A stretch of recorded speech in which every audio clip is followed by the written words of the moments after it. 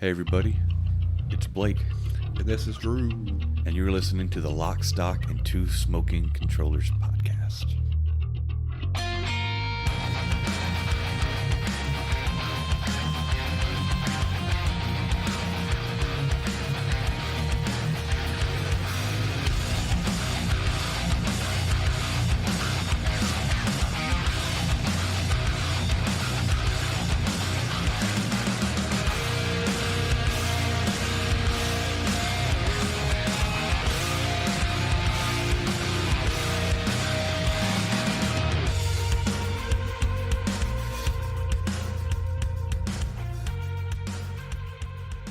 Hey everybody, welcome to episode 134 of the podcast.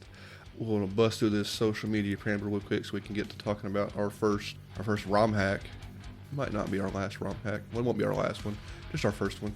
You can find us on all the social media platforms just by searching the podcast name. But the most important thing we want people to come do is come to our Twitch streams with our cousin / podcast editor, Brian. We are currently doing Dark Souls Remastered.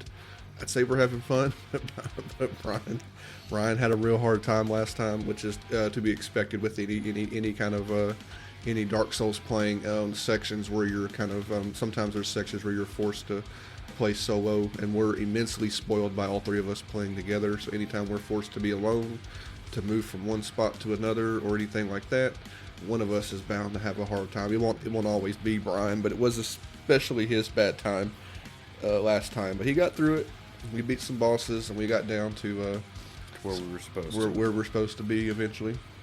So if you didn't catch that stream when we did it, it will be released at some point on our YouTube channel. There, Blake's pulling, ripping, and posting our Twitch streams to our our new YouTube channel. You can find the link for that also in the show notes, because Blake's getting ready to release his. It's not ready yet, but he's getting ready to release his RoboCop Rogue City playthrough. Is our first like official of like him playing through something.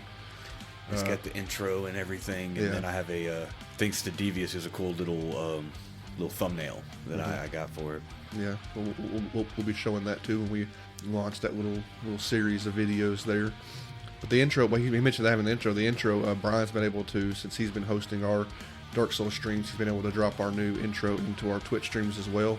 It's pretty awesome, so we always want to thank our cousin Daniel for throwing that together for us. And you go see his YouTube channel at YouTube, I think it's .com/Zukovius.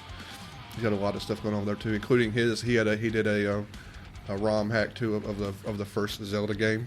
You could watch him run through that. I'm sure he might be dabbling in some other ROM hacks as well too, because it's kind of cool to see what fans can do to some of your old favorite games. Yeah, so you got to do that, and look at our new intro, still featuring the song "Let It Go" from Emerge, but have a cool, really awesome new video to accompany that. If you want to follow us on Twitch to come see the streams and check out our new intro, it's twitch.tv/Two Smoking Controllers.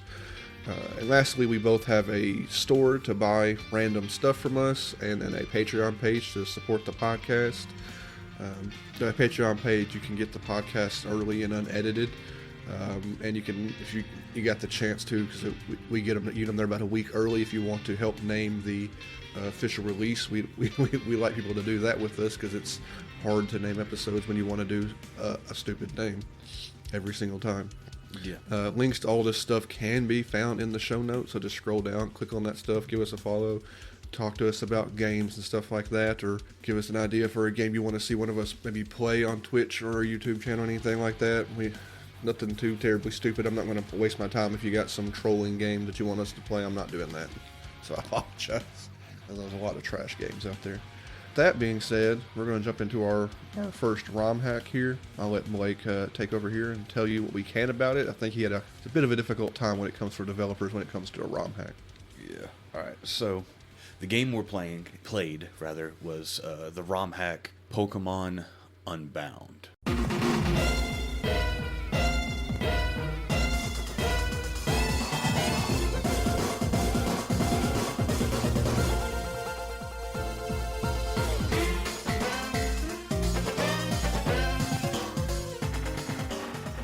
Now, it is singularly developed by a person named Skelly, Skeli. It's sometimes called Skelly or Skelly Games, because he does have, they do have a lot of help when it comes to certain things like musical arrangements and sprite work and stuff like that. But they are responsible for a kind of a couple of different things. Actually spawned a I don't know the terminology when it comes to ROM hacks, so I'm gonna get some of this wrong. But what he did do is he created what's called a dynamic Pokemon expansion for Fire Red, and then would go on to do something called the complete Fire Red upgrade. So because he did these two things, and it makes it work perfectly together. Anytime somebody makes a ROM hack of usually Pokemon, they tend to pick Fire Red or Leaf Green because those are like the staples. Just Fire Red, honestly. Usually, I don't know why they don't. Nobody does Leaf Green. Fire Red seems to be the core of any ROM hack. Yeah, but this thing called the complete Fire Red upgrade is literally the perfect version. He took the ROM, the one that was out there originally, made it better, and so now anytime anyone does a ROM, they use his version because it's literally the best. Yeah. So, I keep saying he, but I really don't know. But their version is the absolute best. I don't know what that means, but the fact that they were able to make something, take what was already existing and perfect it. And now everyone uses their version, which is pretty insane in and of itself. They've done, as far as I can tell, 3 other ROM hacks. They have Unbound, and there's multiple like version 0.2111 whatever of Unbound, because it kept getting upgraded. They keep putting out different things. But before Unbound came out by itself, there was something called Unbound Battle Frontier, which they were already working on Unbound, but didn't want to put out like an unfinished product, so put out this thing called Unbound Battle Frontier, which was literally allows you to do the battle frontier, like the battle towers and stuff like that, and it was just highlighting combat and getting reward. It was just like an arena, basically, just a battle arena. Things we don't do. Yeah, but they wanted to put that out, just like, look how cool my combat is, and you could do dual battle, one battle, singles, doubles, and I think triple or switch, I forget what all, but it was just a bunch of different stuff just to highlight how deep and advanced the combat was, and to show off certain moves that Pokemon have that don't normally have, and I actually have some of those myself. And then Unbound, and then there's another one that's called Pokemon Clover, and that is, again, it's a full ROM, two regions that are unique unto itself. And that one contains about 387 fake mon, which are ones he created or and they have their own movesets, own level. It is completely unique too, because Unbound has a region dex, and then it has a national dex. The region dex was like 494, while the national dex was like 898. Yeah. But we'll talk about that. It's a little much. It's a little overwhelming.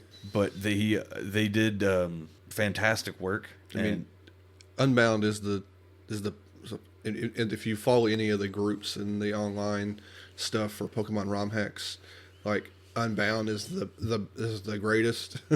Yeah. Even you ask anybody, talk to anybody, people always go, you play Unbound, and if you play Unbound, it ruins all of the ROM hacks for you, basically. We'll talk more about what we thought about it and stuff like that, and how we think about because we're gonna play other ROM hacks. This one kind of makes us want to dip our toes into other ones because of how this one plays and kind of its story and stuff like that, kind of what it represents as a Pokemon game. Kind of just makes us want to play other ROM hacks to get a different experience. Yeah, just to experience some other thing and try out some of these fake mon and stuff like that people have, and so we might do Clover. Yeah, we'll definitely try it.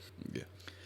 But again, besides that, I don't really have a lot more to speak on Skelly, just because they did have a lot of help with everything, but they're the core. Yeah. Unbound's really, really big. To do it by himself or by themselves would be a massive endeavor, and clearly, because they have, when you watch the credits when you beat it, there's somebody for music, somebody for sprite work, other people they give credit to, because obviously you can't. I mean, some people can do everything, but it's interesting to have have a group effort here to make a highly well regarded game in the Pokemon ROM hack circles.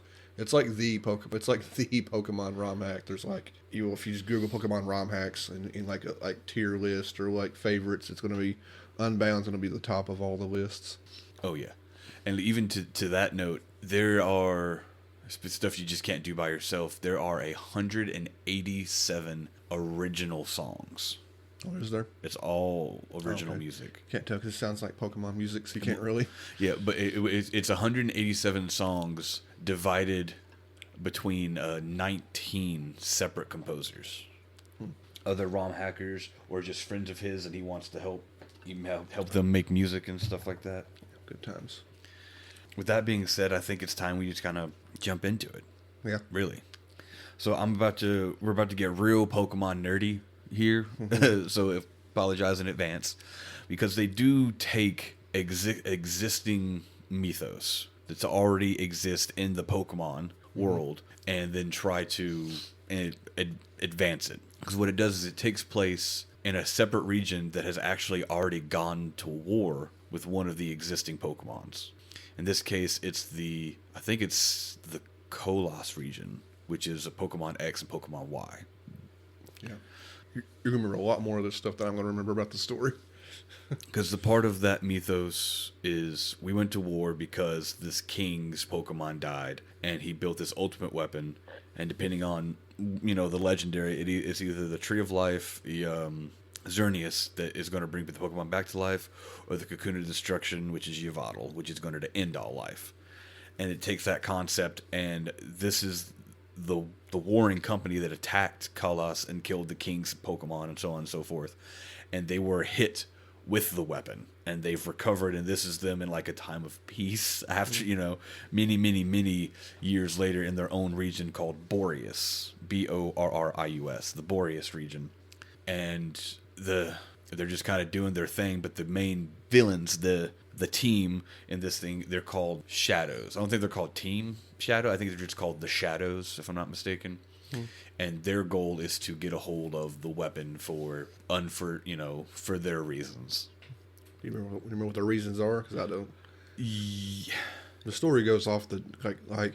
There's like points in every Pokemon game where you hit like kind of 3/4 through the game, and the story just kind of goes off the deep end. This game follows that same formula. It goes pretty spot on for a while. The game starts, and there's this character you don't know named, I think his name's Aros, and he has the legendary Pokemon Hoopa. Mm-hmm. And he knows that they're going to use him to do bad things. And so what he does is he tries to send Hoopa to you, to his son, and he gets betrayed by the people. This dude named, I think his name's what's his name? Aklov. He betrays your dad, steals the Pokemon, and then for like the next 10 years furthers the goals of Shadow, which is, gather resources, build underground bases, and all this stuff. All these underground bases. All these very successful things, and do these experiments to try to make the ultimate soldiers, where they're combining human and Pokemon DNA to create these Shadow Warrior soldiers. And it can say you're already like, what is going on? That's weird. That's you don't know about the Shadow Warriors till a little bit later, but you're kind of lost. But then the game really starts when your main character is like of age. She's like, they're also a little older. Like most Pokemon games start your character as like 10, 11. Like, you're 5. Time to run off in the world on your own. Time to get a job and go on an adventure. But these start a little older, like the 15, 16 range, are like, older teenagers. So it's like and they do a decent job of making it slightly more adult, but they're not like slinging profanity or anything like that. But they are in like. That's something we're going to talk about with the story and how this game kind of plays. Is I'll go say it now. Like when you're playing this, what we kind of thought or wanted from a ROM hack was a different kind of writing that kind of felt more adult and kind of a little less Pokemon. Maybe I don't want swearing and crap like that in a Pokemon game, but like when you play this to me, this is indistinguishable from a mainline Pokemon game. It just feels like a Pokemon game. I think that's what leads to this one being so popular and so well received. Not everybody like me. That's why I want to play other Pokemon games with other writing, maybe more funnier, or maybe just a thing that's not the same. Like beat the. I don't. We're gonna play a bunch of ROM hacks to find out what I'm kind of looking for. But this is literally like, I don't know how Nintendo hasn't hunted this down. Because this isn't very. I don't want to say. I don't want to talk too much. This isn't very hidden online. This game's not. This ROM hack's not very hidden, but it is literally into like when you're playing it. This could be just as good, if not better, than any mainline Pokemon game writing and story. Like you can't, if from the lines of random NPCs to the people's like before and after battle dialogue to the way that the team and then the way the bad guys talk and the way gym leaders talk. All this thing, if you played enough Pokemon games, which we have, because we haven't been doing episodes on it, but we've played every mainline. We're going to start a remake run eventually. Mm-hmm. We've played the regular releases of everything all the way up until our next. We did Unbound before we did Scarlet and Violet. We're doing Scarlet and Violet next. So we played a lot of Pokemon. You kind of get a feel for how they're written. And this is literally, I say it one more time, it's indistinguishable from a regular mainline Pokemon game when it comes to story. Like nothing about this feels like it was made by anybody else. This person obviously, Skelly, however you say their name, Skelly, them and their whatever other writing partners they had, obviously have grown up on and love Pokemon just as much as anybody else and wanted this to be that way. And that it's obviously commendable, but I want something a little bit different. Mm-hmm. We'll talk more and more about that. I will say that they do something. We're talking about all the features, some features it has that should have existed in Pokemon for a long time. The number one that still doesn't exist, I imagine, at least it should have existed before. Where it is when you pick your character, what gender has obviously been available for a while, but you can immediately pick your hair color and outfit color by a simple just like pick. I don't know how difficult that was to put into a video game, but this ROM hack did it, and no Pokemon game. You're really stuck with that core outfit. I mean, later it's not that important, but it's like so simply implemented into this when you're picking your naming and picking your character at the beginning of the game. You're like, why has nobody else done this beforehand in Pokemon? Like it, and it's gonna be a number of other things that are gonna be in this game too. You're like, why haven't they done this before? Probably. Well, I think you can start doing costumes and stuff. Is it maybe in Sword and Shield? Sun and Moon. You could have different shirts and stuff. And that wasn't Sun and Moon. So it took that long. It might have been slightly before, but I don't think so. When they implement it in a fire red, this is a fire red ROM hack, which means it's capable of doing it because this doesn't do anything that a Game Boy Advance game can't do. Yeah, this is a Game Boy Advance game at its core. So. That's this one random thing where you're like, this should have existed long before it did. Especially if it's Pokemon's about your adventure and you're like a nameless hero that should be you. You should have a little more customization for your character. And you can actually change outfits in this too. I don't know where you go to unlock them. We played a lot of this game. I think they're like really hidden, or you got to do certain challenges. I think they're behind because this game does have some. You get one outfit to the story. Mm-hmm. Literally, that changes your whole sprite, not just a palette swap, a whole outfit that you can put on and take off. Because this game has a mission list, it has a side quest mission list of I think it's like 80 plus missions. Yeah, basically just side quests. And some of those, you get regular items, but I think some of the later ones, like maybe the post game or some of the other quests, do all give you different costumes and stuff because there's a bunch. I'm told there's a bunch of different costumes. There's like 16 different costumes you can get throughout the game. Mm-hmm. Not to mention you can customize your character whenever you want after a certain point. Yeah, and So this one doesn't start. We got to talk about the starters. I'm gonna get to that right now. So you don't start in a little town. It does the story thing where Hoopa reaches out to you. He recognizes you. And it opens up a portal and like kind of kidnaps you and brings you to a shadow base to kind of start your adventure. Yeah, it's strange. It is a little strange, and you're immediately there, and there's another kid there who goes on to be your rival, and I don't think he has an actual name. I think he's just your rival, but you can name him no, his name's Ace. I think his base name is Ace. And so he's kind of there with you, and you both are like locked in this room, and you try to escape, and he's like, this guard's like, what are you kids doing here? You can't leave. And he's just kind of like quiet, and you're like, okay, I guess I'll figure out how to leave. And you kind of like walk around this laboratory, and you find a cage that's got your 3 Pokemon to pick from. Mm-hmm. And you start. I mean, starters are already stupid strong because they're basically legendaries. Because there's only one of them in the whole game, Yeah. and it's just until you can breed. Are these? Before you talk about, we'll talk about the three here. Are they powered up? Are these powered up versions of these Pokemon? Are these? Because you say these are like semi-legendaries. I think these are their base thing. They're normally this strong. Yeah, they're pseudo legendaries.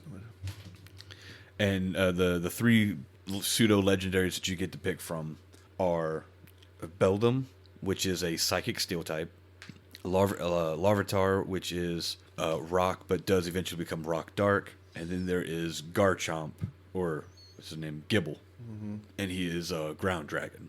So vastly different starter types from your standard fire, leaf, or fire, grass, and water. And of course, each of them, though, they does still do the thing where like this one's stronger than that one's stronger than that one. They kind of can do that because based off their typings. And I went with Larvitar, which would eventually becomes Tyranitar, the rock dark type. Who'd you picture? You tell me. What are their names? You have Beldum. Once we get out of the initial 150, names get iffy for me. Yeah. Well, you chose Beldum, the steel psychic, Yeah, who turns which into becomes Metagross. Metagross. Gross. With a G, Metagross. like Gauss, Gross. Yeah. And did you enjoy him? Yeah, for the most part. I mean, it's hard not to like your starters because of their power.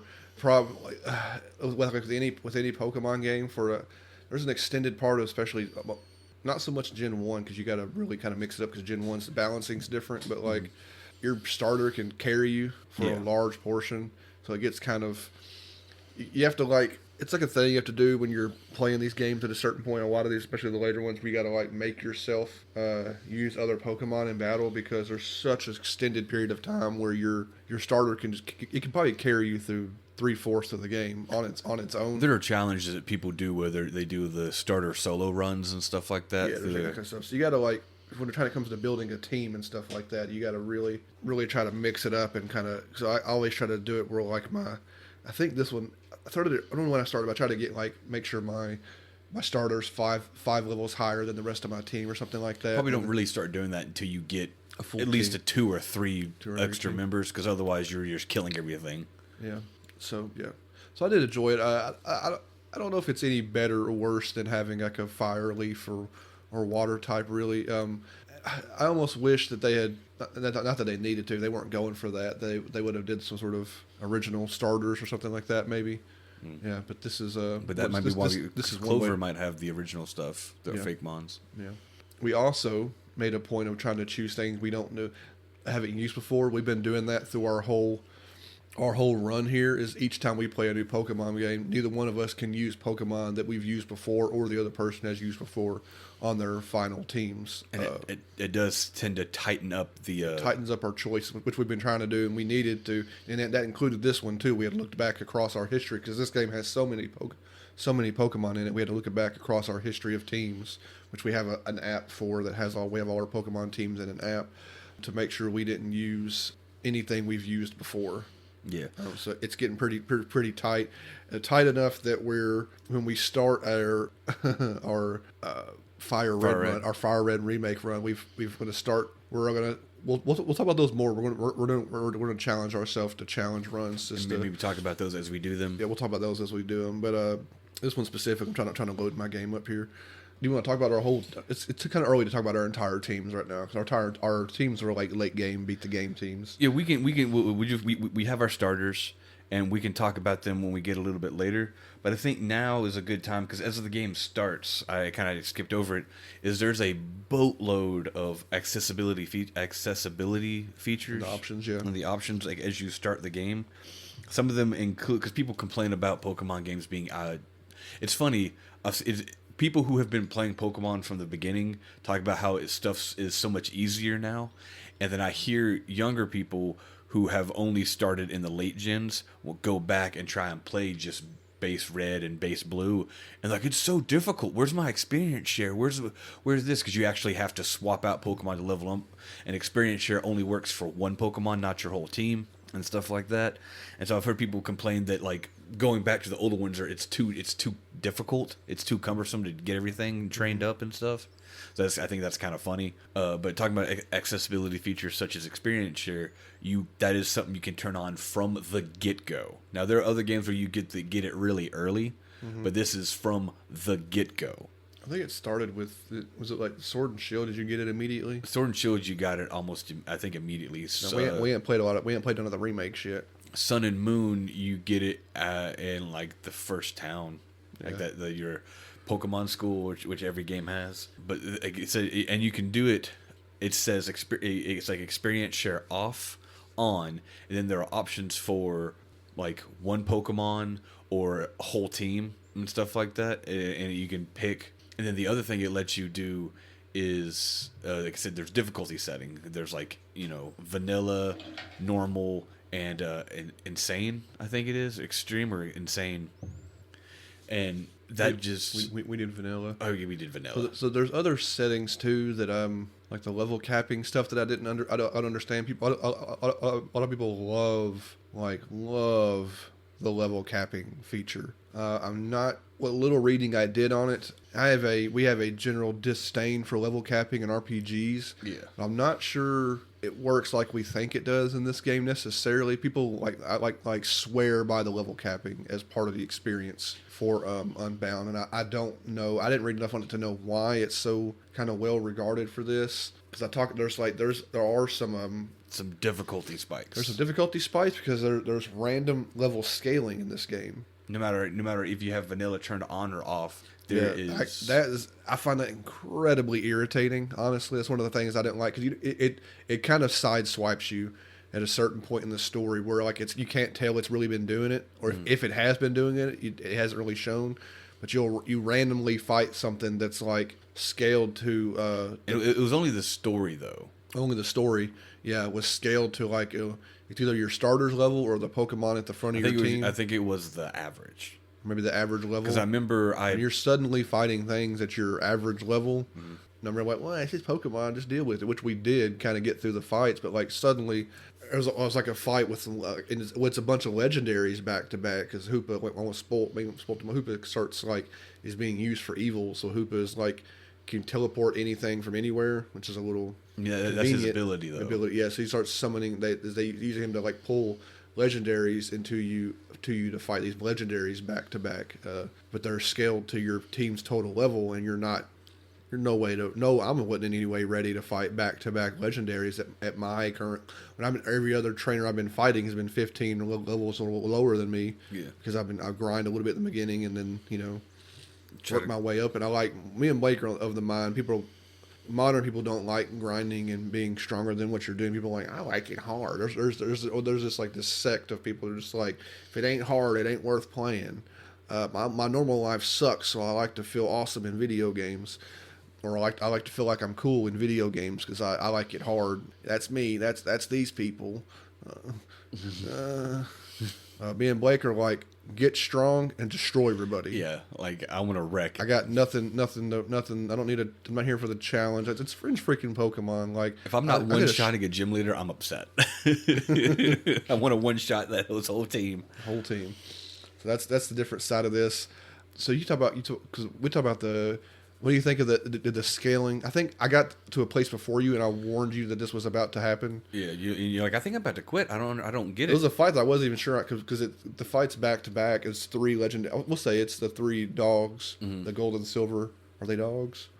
I'm of the mind that they're canines. Suicune and Entei, Suicune, and Raikou. And Raikou are all back to back. Like you can't even save between the fight. Like back to back, he summons one, then two, then three, and then you get a chance to save after them, and then you fight Lugia and Ho-Oh as well. Yeah, so that's them. I was able to somewhat handle, but they're because they have distinct. They're elementally diverse enough, of course, that they can throw you for a loop when they're suddenly at your level, and it's a legendary. And they're legendaries, and like you said, between the dogs, you then fight Lugia and Ho-Oh, and I was like, they are. Lugia is one-shotting my Pokemon.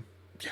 So we're jumping way ahead, but this is the talk about the scaling. But I didn't struggle at all until that point. There may have been all of a sudden there's this fight, and you're like, I told Buck, I was like, this might be the end of my Unbound run because you can't go grind for a level scaling. You can't grind level scaling. I got lucky because Drew had warned me prior about what I was fighting, and I had done some stuff, and I decided I did some research, and it said that it's the level scaling is an average of what your team is. Mm-hmm. And so what I did was I had a Pokemon that I wanted to train anyway for my final team. So the majority of my party was late 50s, probably. Yeah, so yeah. I don't remember where we were at the time. They were in like the late 50s, because it was really close to the end of the game. So they were in the late 50s. Because what I was fighting, they were on level 58 or so, something like that. And I had my whole team was like, in the high 50s, except for one, and it was like level 15 or 11. Because like most people, if I'm going to train something, I try to get it as low a level as possible. And if I have to, I'll go make an egg and have it start at level 1 or level 5 so I can train it up. So I think I had just done this with this guy, and I only fought like 1 or 2 levels. By the time I got to these people, and because its level was so low, and that made the average of my team different, and so when I fought them, it was actually 4 levels lower than my starter, and so I had a slightly easier time. Yeah. But the other slight curveball that I had over you was, yes, the dogs are a singular element. What's that? Fire, water, and lightning. I could handle most of that because I had a pretty decent team. Yeah, we like to think we make pretty diverse. I like to. We have the app. The app tells us it's a I don't know what the app is called, but when you build a team on there, it tells you. It's called the Data Dex. It shows you all your coverages, all your elemental coverages, and we usually are able. I've actually had 100% coverage on every team. Yeah. Anyway, but the difference between you and me though is our starter, because when you're going against Lugia and Ho-Oh, you think you do Ho-Oh first, then Lugia. Ho-Oh is fire flying, and Lugia is psychic flying. Mm-hmm. So for me, my starter, by the time I got there, I have a Tyranitar, who is he's a rock dark. Flying's weak to rock, so he had a powerful rock move to hurt them. And then the fact that he's dark, he was immune to Lugia's psychic types. Yeah. So I had just a slight type advantage compared to you. Yeah, I did not. and I wrecked them with, I had like Rock Blast or something, or Rock Tomb, and a really powerful rock move that kind of rocked him, essentially. Could think of another word I tried. But I also, because I had that other lower level, they were a lower level than my starter. So I think I explained that to you as well, that it was an average. And so you're like, what do you mean? And I was like, just swap out something. Maybe I don't remember what I did, how I eventually won. I got past it though. Was that the one? No, you may have asked me to do it, honestly. But with my team, you because, well, no offense to you, but I play more Pokemon, so the type advantages are more locked in your head. Yeah, I have to like. That's another thing this game does. Actually, we talk about your moves actually show whether they're good or bad. Well, it's like good, bad, or neutral. Yeah, which is they didn't even start that until Sword and Shield. No, Sun and Moon did it. Sun and Moon did it too. Another thing that is clearly easily visible.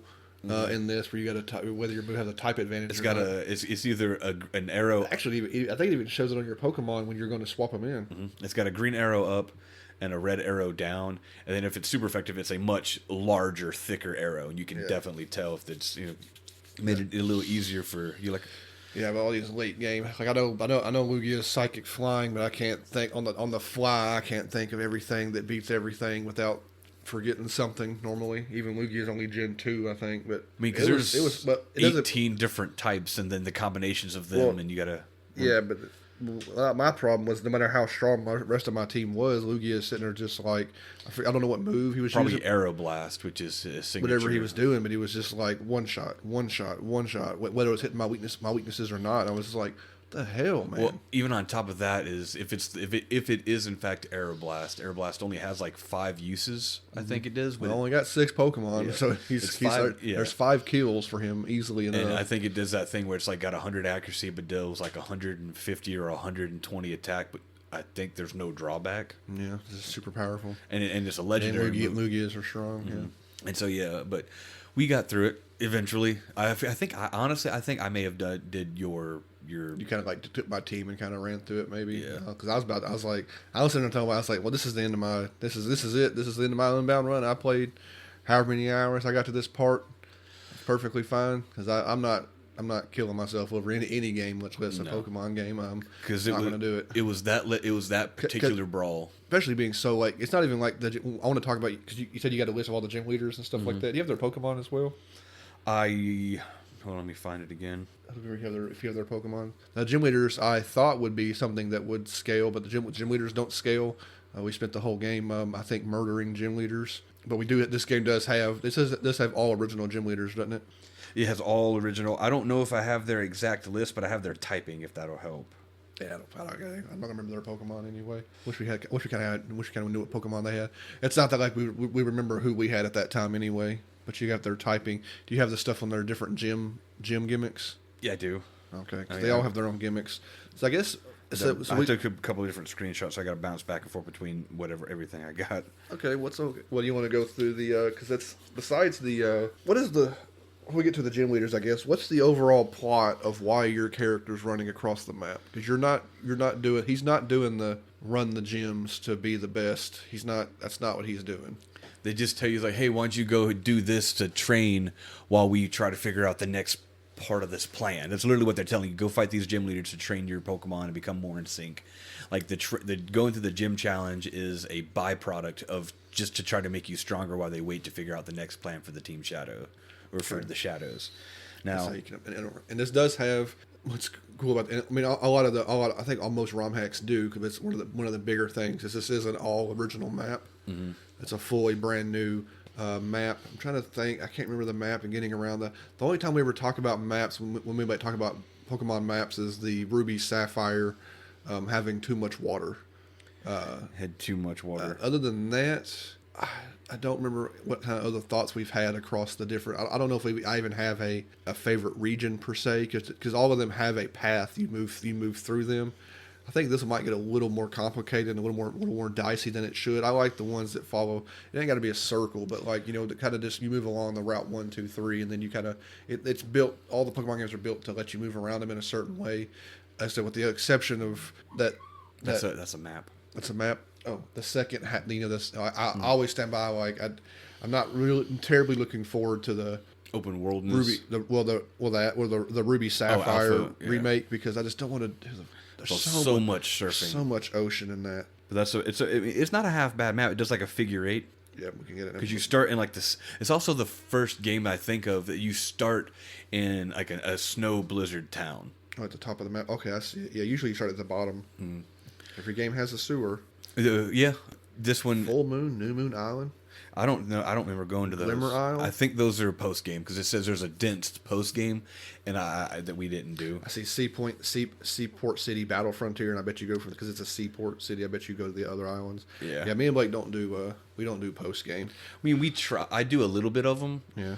And whenever we get around to redoing Sword and Shield, I'm definitely going to have to do the post game for those, because you don't even get the legendary until the post game and stuff like that. Sword and Shield sucks so bad. I'm not looking forward to doing those again. Now I do have a challenge run, not a challenge run. It's funny. Idea. Blake has built. We have talked about it, and that is so far deep into our remake run through. And Sword and Shield doesn't have a remake, but we're gonna play through Sword and Shield again and do the DLC, because we beat the games before the DLC come out. And we talked about Sword and Shield on this podcast being the absolute worst freaking Pokemon games. Yeah, we'd have to I probably honestly want to re-listen to that episode when we get around to it and like talk about the stuff that we hated and see if we still hate it. But Hop still sucks. Hop, man. I'm not getting into the Hop right now. Yeah. We can talk about Unbound. Yeah, so I got the map in front of me. I'm not going to remember all this stuff. But the thing that's slightly irksome is you start in a blizzard town, which is cool and unique in and of itself, because you never start there. But you never start in like an ice blizzard town. You usually start like a little podunk, little 3-built. A town that consists of your house, your rival's house, and a laboratory. Yeah, that's it.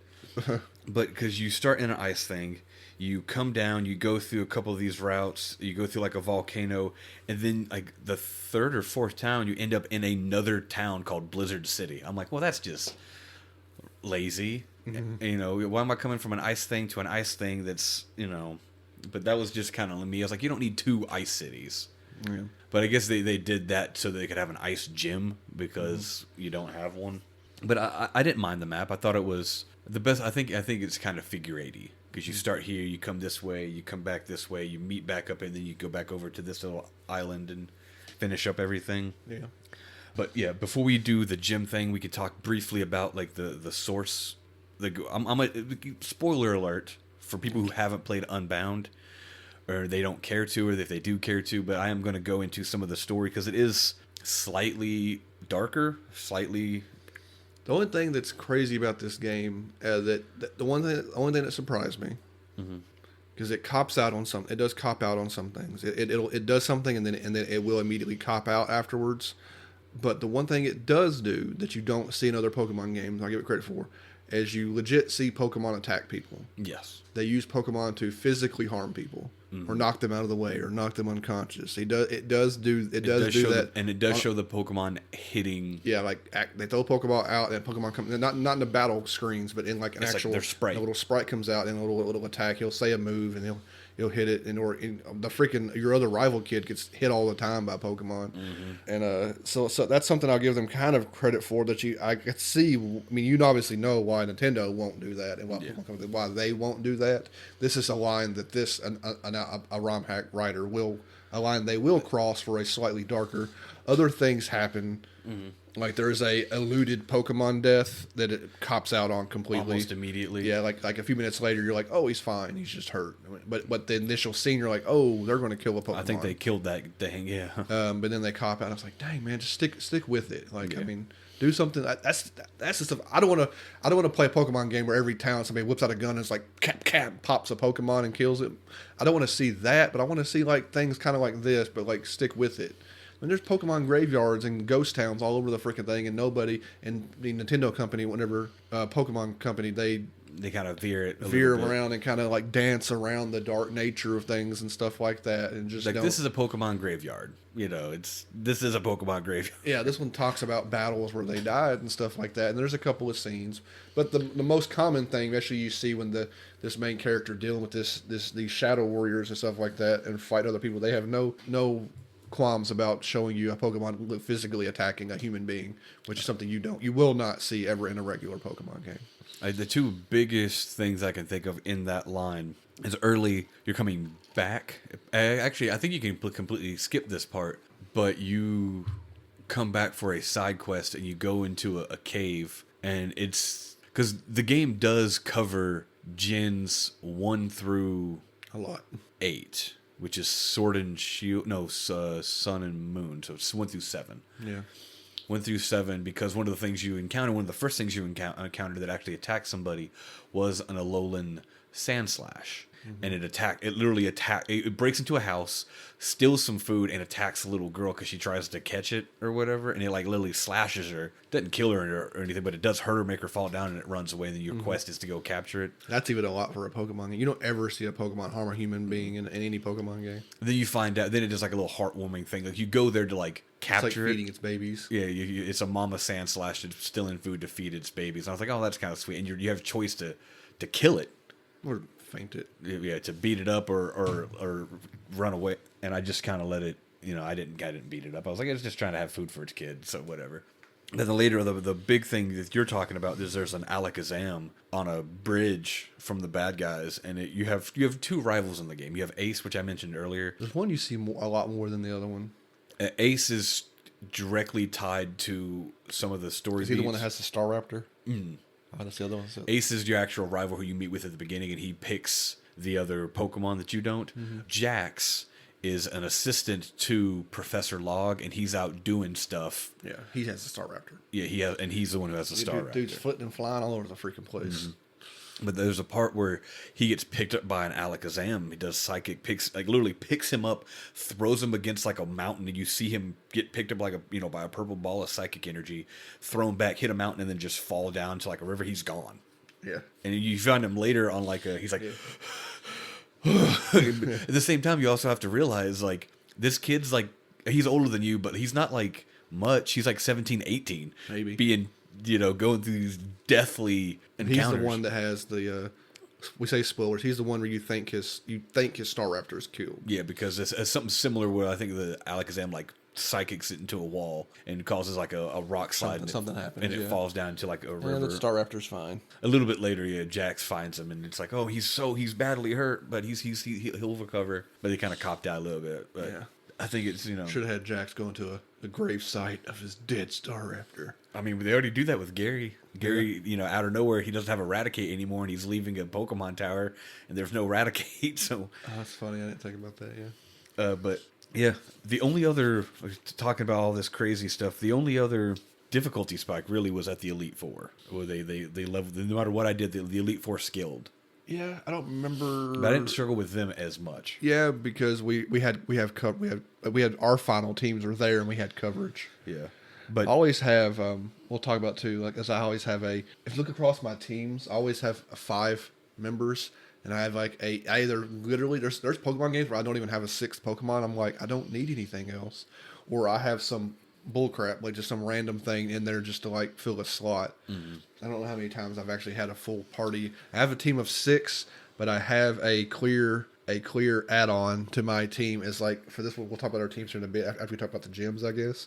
But I have a clear tag along for my 6th member. So I want to talk about where I keep alluding to it, but I keep forgetting to talk about it. But the main story with the shadows is there are like a lot of them. You have a main like a ringleader and then like some generals or something. Yeah. So this actually does one of the cool things is the shadows are the 3 main people is a dude named Zeph and then a dude named Marlin and then a lady named Ivory. Yeah, I got lost in all the back and forth and all this. And then there is another person, Aklov, and he's around for the majority of the stuff. Now what happens is, again, we said spoilers. The reason your rival Ace with the other starter, he's like angry and upset because he's been abandoned by his parents, and he's trying to figure out what happened to his parents, why they left, did they die, were they kidnapped, were they being? He's on an adventure trying to figure out what happened to his parents, and it's revealed quite late actually into the stories. It does a really good job of the story. It's after that big battle, I think. After the Legendaries battle. It's on the mountaintop after the legendary battles, like with everything's like hitting the fan, and they're telling you near the end of that. It's near the end of that plot line where you because like it does that thing where Pokemon games it'll end the main plot line, and then all you have left is like this one leaves like 2 gyms in the Elite Four. I feel like there's quite a bit to do. You kind of wander off from the gyms for a while, and there's like this massive those big battles, and then this big story dump, and you're just kind of like. And there we go. And now you got, it's like, oh, and they're like, I guess you go to the other gyms. Go ahead and just finish up your gym. You will have like 2 more gyms in the Elite Four anyway. But you find out here, and that's after those battles where it does the story dump, tells you who his parents are and everything. So you beat Aklov, and he's all beaten on the. You fought that dude a couple of times. He's rough. You fight that dude several times. You beat him up, and then you're on the mountaintop with the ancient weapon charging up to activate. And now Marlin and Ivory. It turns out that they're husband and wife, and they're trying to bring back a dead child, and Zeph is helping them. All right. Well, does Zeph have his own? He has his own plans. He is betraying them. He's using them to get the. He's using their grief to manipulate them and to help them work for him. Yeah. But then they're explaining everything, and then your rival shows up, and he's like, because the whole time they're wearing these masks and get-ups, and they take their masks off. And the big reveal is that Marlin and Ivory are, in fact, Ace and Ace's sister, Marina, parents. And they're like, where have you been the last 10 years? And they're like, well, we've been trying to bring back your dead brother. He died. You have 2 other children, and you abandoned us. Yeah. Like, he just cuts into them for being horrible people. Mm-hmm. He's like, yes, we were hurt too. Our I forget if it was a young brother or younger sister. I forget, but it died really young. Yeah. And you're like, oh crap, parental death and grief, and that's all like some serious stuff that normal Pokemon wouldn't tackle. But he cuts into them, calls them stupid, calls them worthless. He's like, you just abandoned us, me and my older sister. We're still alive. Yeah. What about us? We talk about that. We talk about me and my wife talk about it too. When we're talking about just TV shows or movies where like somebody has a couple of kids and one kid dies, and they completely give up and like fail the other living children. It's like I've never lost a kid, but like, if you have multiple and then one dies, it is extremely tragic. But like, I'll say 90% of plot lines are the parents failing the other kids. Yeah. I don't understand why they don't divert the grief and energy into like giving the living children the best life they could have. It's always the parents failing the living children. Even in a random Pokemon ROM hack, it's the parents completely failing the living children. And like they're gone for 10 years. Yeah. Trying to find a mystical way to revive their dead child. And just they didn't completely abandoned the living children. The two living, and so he's furious. Yeah, and he like tells them so. He thought they were dead. Yeah, he thought they were dead. It turns out they chose to completely abandon and not communicate with them or their plan or anything. Yeah, and I don't think did the parents even know they were. Did they even know who each other was? Like, they're all wearing masks. They knew. They didn't know who they knew it was each other. Yeah, Marlin and I thought they were doing like separate stuff on separate sides of the mission here, but didn't know they were because everybody's wearing masks. They were together. They started Team Shadow, Zeph, Ivory, and Marlin, and then they did other stuff. But what all this is going down, the betrayal. Remember, this is still a Pokemon game. This is still a Pokemon game. Yeah. The betrayal of Marlin and Ivory, where Zeph, I'm not bringing your kid back. I'm using this to become a power, to become a political power, and use it as like a nuclear deterrent to make other people to become the king of the world or something. You know, it becomes like it turns into some anime nonsense. What some Pokemon games do. Yeah. I'll say some majority. Some of the later ones just go batshit anime for at least a couple hours. But one of the cool things that happens is Aklov, this guy you've been battling throughout the whole thing, like he comes up all wounded. He's still trying to fight you, all wounded, and he hears the plan being revealed that Zeph has just been using everyone for his own ends and doesn't actually believe in the mission statement for the Shadows or why they were founded and built and all that stuff. And so Aklov, like Yakuza style, like rips off his costume and is wearing this whole other outfit and becomes like your ally. And he's like, I won't let you do this. And they ended up, you stop the machine and all this stuff. And it's like, you don't kill all the bad guys or stop them all, but you break this machine and they go about their, they escape, of course. But then you go through the whole game, like the rest of the game, and like Aklov is like, turns into Lance from the other Pokemon. He just starts appearing in like random areas, and he's like, I'm hunting down the Shadows and I'm destroying. Like he just like turns Coat bad because they betrayed him, and he's like, I have no loyalty to them anymore, so I'm gonna hunt down everyone and destroy the Shadows. And you're like, oh, and he has like he probably has like the coolest arc of the characters because he was in something he believed, got betrayed, and then like I liked him. That's cool. And then there's a really, really, really cool part later. You're going against the team. They get a hold of Hoopa and they start creating these like mind control devices. And he's trying to he's trying to awaken Groudon, which people who play Pokemon, Groudon is, one of the titans of Earth, and he controls continents and landmass, and he's from Ruby and Sapphire. Legendaries from Ruby. He's Ruby, yeah. Anyway, you go to a volcano. Zeph's trying to control Groudon he's just trying any means he can to further. He just refuses to give up on being a political power. And while there's a massive earthquake thing that happens, and I don't fully understand how it happened, but you and Aklov are in this same area. This cave-in happens. You guys are split up, but once you split up, your Pokemon belt or whatever you keep all your Pokemon on, you're separated, and he has all of your Pokemon. He has 3 of your Pokemon. It's the first 3 that are in your team, and you're separated. And so it's a really cool thing where it's never done it before, where he uses your Pokemon in a battle. And all you can do is tell him to fight or switch. Mm-hmm. And so he takes the first 3 people of your team and he battles Groudon.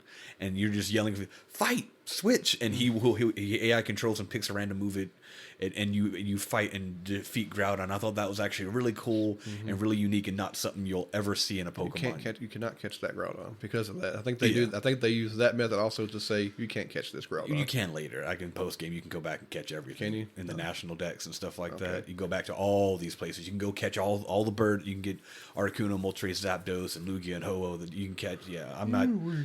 I mean, we spent. I don't know. We talked about it because the game is massive, and absolutely stuffed with Pokemon and all this stuff. I spent my game time on mine was 83 hours. Do you remember what your time was? I think mine was like 55, so I don't know what you were doing. I think you didn't.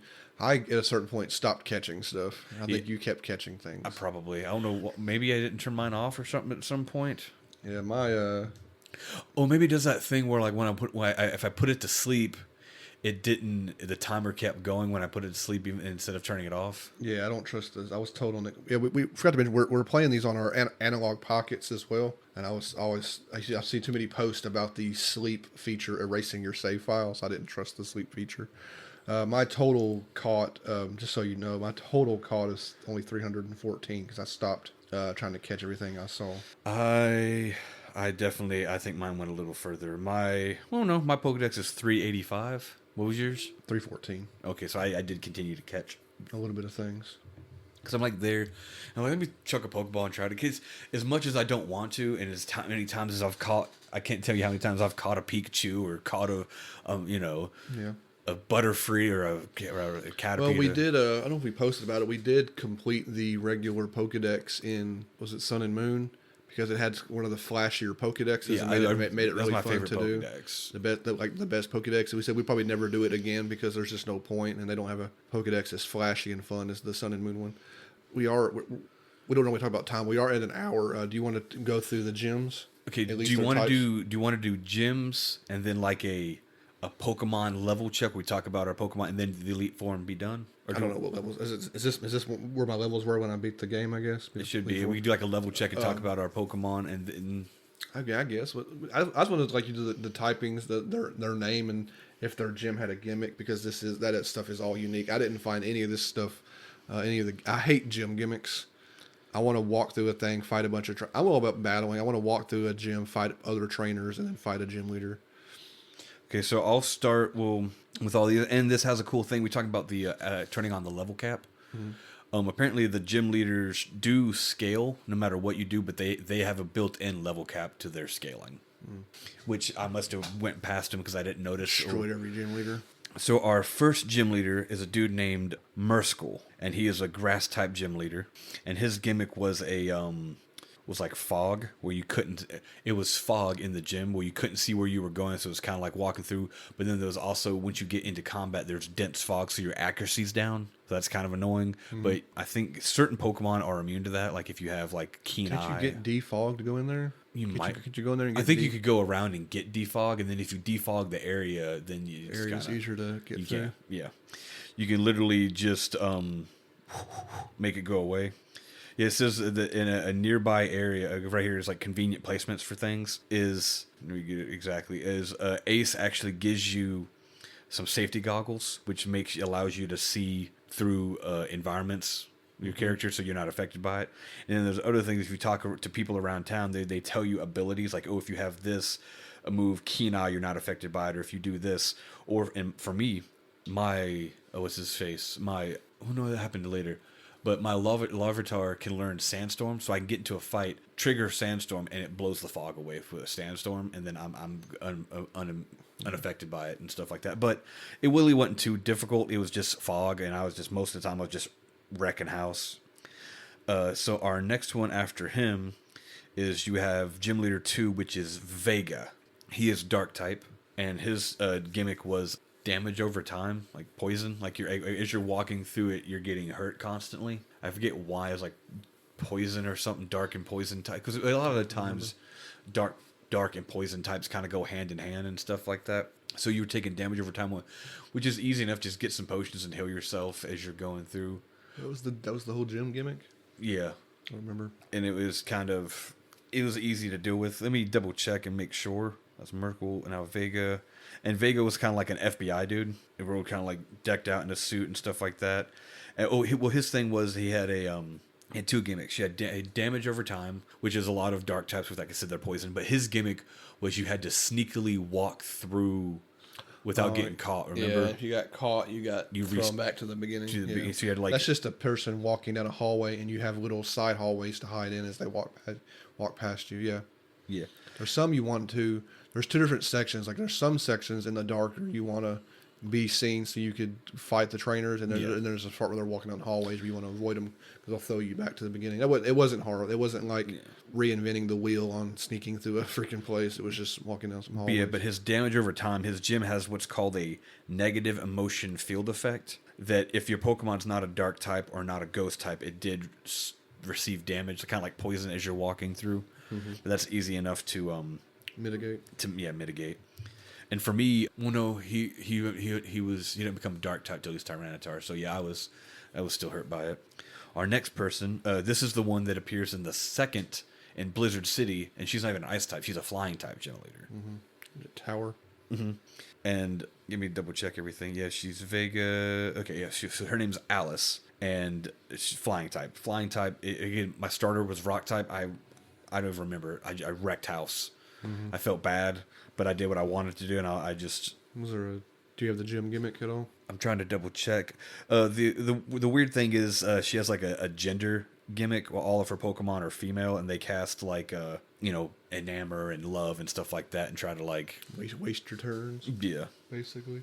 Trying to double check, and it's all flying types and stuff like that, so that's really not that big a deal. And then she has her things is it's like fan puzzles. Maybe you have to like jump up, you hop on this fan and it shoots you up to this next floor, and you have to hop down. Kind of like it's a maze up and down to work your way through. Yeah. And then when you fight her, she's on the rooftop or whatever. And of course, I think do all the gym leaders. I think after a certain point they all start. I think that all the gym leaders mega evolve too, because that's in the game. But I'm not the biggest fan of mega evolution because I can usually handle it without having to mega evolve myself. You just kill their Pokemon before they still die in one hit if you're strong enough. If you're strong enough, yeah. Let's see here. So our next one after her. Now this one was irksome, but it was cool, but still annoying. Was our fourth gym leader is a person named Mel, and they are a normal type gym leader. But their thing was it was unique to this game, and it's called inverse battling, where weaknesses are flipped. I think inverse has happened before, like in like Trick House in some of the other games where like it's my water type's going to beat your rock type. Rock type's not immune to fire, so you have to pick what normally it'd be resistant against. Yeah, so you had to think in reverse, and that was sort of accepted the fact that this game's little typing stuff on your moves converts for you for this. Yeah, it was nice enough for them to convert, and yeah, I guess that's just built into the game where it automatically like you just kind of put somebody in who could just handle the fight. Yeah, but it was good. It was easy enough to get through just because the game did help and stuff like that. So I didn't struggle too hard with it, but that was cool and a unique thing. And then after him, there is the fifth gym leader, Galavan, and he was an electric type person, but majority of them were, in order for it to work, were electric steel. So you're like, cool, let me just use Earthquake. My Pupitar, Tyranitar at the time had Earthquake, so I was just leveling stuff. But his gimmick was called Magnetic Levitate. So all steel Pokemon were floating in midair because of the way the gym was built. So they were all immune to ground moves. And I was like, well, this is annoying. Yeah. But if you have a fire type or a rock type. I don't know if I had my fire type at the time. I don't remember none of the teams I had at the time of the battles. I don't either. I have my final team, but I had a couple of my people for a while. Yeah. But that wasn't too difficult. You just can't use ground type moves on them. But I mean, like I said, you have fire and all this other stuff. You can handle everything in that gym. Our sixth one rather is a dude named Big Mo. Now, I want to talk about this one kind of briefly because Big Mo is in a town called Antithesis Town, and how you've been encountering these people through the entire game. The biker gang? But there are these biker gangs. There is the Terror Granbuls, the Black Ferrothorns, and the Black Embor. And there are these biker gangs that you've encountered periodically throughout the game and beat them up. And so all these biker gangs end up taking over this town. They just take over this town, and they're just letting them. Like the police are like, hey, they can have that town. As long as they don't, if it stops them from doing crime and doing other things, and they just want to run that town and have it be a lawless city, well, cool. Now, this is also when you go to Antisis Town. It's also the only time ever because there's a different person running the Pokemon Center, and they charge you $100 to use the Pokemon Center instead of it being free. And I thought that was kind of funny. Yeah. First time you've ever seen somebody run a Pokemon Center besides from one of the nurses. Besides the Nurse Joy, so that was kind of funny. And then I think at one point in time, which one? It's either the Fairthorns or the Embors. I forget which one, but you beat them up so bad that their gym, the leader of the gang, changes their name to your name, whatever. Mm-hmm. So I think they were called the Black Chocobos because my character's name was Chocobo. Yeah. And I thought that that was actually kind of cool. You're a gang leader now, but they're doing the good, and so eventually they take over the town depending on your the choices. But then the leader of that gym leader is a dude named Big Mo, and what he does. Let me find it again. I'm going to bounce to all these different windows. Big Mo, he's a fighting type gym leader. And so fighting types are weak to mostly psychic and flying, and I think fairy. And part of his restriction, his rules to fight him are you can't use flying type, you can't use fairy type, and you can't use psychic type. I don't think you can even use those moves, I think you could still use the moves, but you couldn't have that Pokemon type in the fight. Yeah, probably was. Yeah, that's my starter. I think my starter was Steel Psychic. Yeah, and so that was slightly rough, but it's fighting types. Fighting types aren't. I mean, their fighting types are only strong to normal and rock, I believe. So my starter was kind of screwed during that. But anyone else, I just kind of wrecked house. It wasn't too difficult. And one of my other guys was psychic fighting, so I couldn't use him. But I don't remember struggling on it too much, and I kind of went through it. I remember, yeah.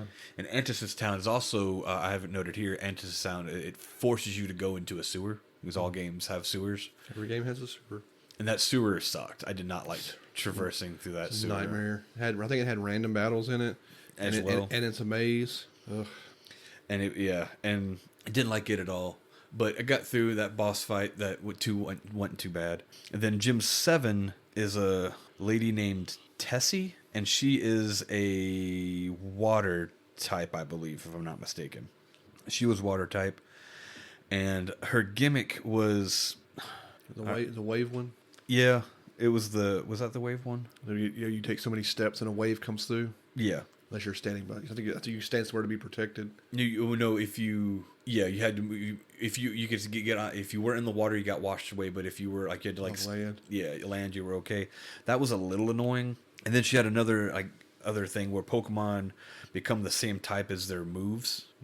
So it's kind of that was weird. But I again, water type, I kind of wrecked house. Had strong enough Pokemon. Do you have your? You probably remember. You have your lightning team member yet? I'm pretty sure I did. I don't think I had him fully evolved, but I definitely had him. Wrecked house on her. I don't remember struggling with her very much at all. And then the final guy has probably the most unique aspect. It also has it's so strange. It's like a real world reference because it's his whole gym and idea is based around the curious case of Benjamin Button, to the point that his name is Benjamin, and how his thing works. He's a bug type gym leader. Bug types, bunch of weaknesses: flying, fire, all this. Really just all you need: fire, flying, and rock. And I might start as a rock type, so It's weird having such a late game bug leader. Yeah, but what his thing is whenever a Pokemon would be beaten, would defeat, be killed, instead of it fainting, it would then devolve to its previous form and start it back at full health. Yeah. And you're like, that's kind of weird. Did I just lose my evolution? No. What's going on? But that made him kind of annoying, but it's still capped. I think it's still capped. I think he had 4 or 5 Pokemon. Maybe 3 or 4. But then we had to go through the whole line. Here's a Butterfree, but then I got to kill a Metapod, and then a Caterpie, and then that fight was over. And he's like, here's my next one. And it was a Venomoth. You kill the Venomoth to get a Venonat. And then it was... You had to fight triple the amount of Pokemon he had, basically. But it wasn't, again... Wasn't hard. Still a bug gym. Yeah, no offense to him. You're just a bug, and you're not even using cool bugs, I don't think. But yeah, didn't struggle with I don't think I struggled with any of the gym leaders at all, frankly.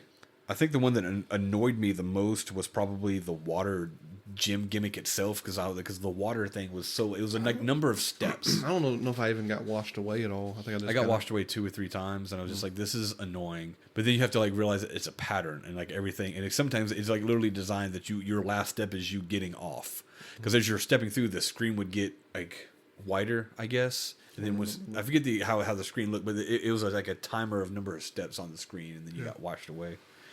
But yeah. Now, do we want to do like a little level check, a Pokemon check, and just briefly talk about our teams and how much? You can. I mean, obviously, I had had a Metagross. Got them pretty early. They usually your starters evolve around the 30s, I think it was. Well, I want to talk about this too. Is every single one of my Pokemon playthroughs, I have not necessarily a theme, but I have a naming theme. Oh yeah, I don't name mine. I'm one of the losers, I guess, that doesn't name his Pokemon. I always name all my Pokemon, because when I was younger, when I first played Pokemon, I didn't do that. I was like, oh, my Squirtle, and this, that, and the other. And then someone was like, these Pokemon are your pets. I don't know who told me this, where I heard it, but like Pokemon are essentially your pets. Would you name your dog? Or would you, if you had like, say you had a bulldog, you're like, my dog's name is Bulldog. Or if you have a parrot, you're like, my parrot's name is Parrot. That's dumb. You wouldn't do that. Yeah, everyone names their stuff, so I always try to name Pokemon. Mm-hmm. And this particular team, it's not really going to mean anything for anybody, but I did do it has a lot to do with because we were watching the show at the time, but I did a Kaiju Ultraman naming scheme for all my Pokemon. And yeah. So my Tyranitar, I ended up naming him Godzilla because he's green and huge and a dinosaur. And he is a rock dark type. I loved him from the get-go. And I had another one almost from the very beginning of the game, but I had this thing called Snowrunt. He's one of the first Pokemon you encounter, and I had a choice between 2 versions because it actually evolves as like a male or a female. And I went with the male version because the female version was like, ooh, it has an ability called Snow Cloak, which means it moves faster in snow and hail, but it also means I would have to waste a move set to have her cast hail in order for her ability to activate, and I didn't want that. So I went with the male version, which is called Glalie, which is a giant floating ice head that kind of looks like Captain Ginyu. He's got these 2 big old spikes, and his name was Lagaros, and he's a giant ice kaiju from the Ultra Q and Ultraman. He comes back. And then I've used it several times, but I've used a Gardevoir, which is a psychic fairy type later on, but I've never used the male version, Gallade. And he was the one who kind of started the naming scheme when I picked him, because I was like, oh, he's got blade arms. I'm just going to call him Ultraman. So I spent the whole game with this dude named Ultraman, and he's a psychic fighting type. And he was useful. He's a physical psychic type. So I had to teach him like a Psycho Cut and stuff. Like he couldn't use Zen Headbutt, because he couldn't use the standard stuff because his special attack versus his physical attack was vastly different. Mm-hmm. And then I will move on to my electric type, which I've never used and I've always wanted to. And I wanted to do a different thing, but he fell into it anyway just because I wanted him. It was an Electivire, which is the third form. It's Elekid, Electabuzz, and Electivire. And he was named Eleking, which is another electric kaiju. Mm-hmm. And him specifically, he had a crazy different deviation in his moveset, because the dude, Skelly didn't randomize moves, but he gave moves appropriate to certain Pokemon they don't normally have. So he had this amazing move called Plasma Fist. All right. And when I looked into Plasma Fist, there's only one Pokemon that actually learns it, and it's a legendary lightning type called like Zigroa or something like that. It's a little electric fox. And you not know it? I know it, but I don't know its name off the top of my head. But it's a legendary, and and according to the data decks we have, that it's the only Pokemon that can learn that move. But he had the move, and it's a physical lightning move. He's a physical, and I was just destroying everything, decking stuff. It was great. And then I had the poison fire type, which is she's unique. Sazzle. She's from Sun and Moon originally. She's a unique poison fire type. The first ever. That's the one you got to get a female, because the males don't evolve. Males don't evolve. I had to get a female. I named her Chemolar, and that's a giant fire breathing lizard from Ultraman Kaiju. It comes and goes. I'll be honest, that she was probably the weakest link in my party. Not because she wasn't powerful, because she had power out the wazoo, but she wasn't that fast, and she didn't have a lot of defense. So anytime she ever got hit, it was devastating. But she had a really high attack power, but she was probably my weakest. I still loved her. She was great, especially when she got like flamethrower and like actual powerful fire moves and powerful poison moves. I mean, she became very, very powerful, but she was the hardest thing to train. And then after that, my final thing is a thing called Swablu. Well, it's Altaria, and it's a flying dragon type. Is that blue one? That blue cloud bird, yeah. And I picked it because I remember getting a surprise in one of the other games where it's One wrecked your party. yeah, it hurt.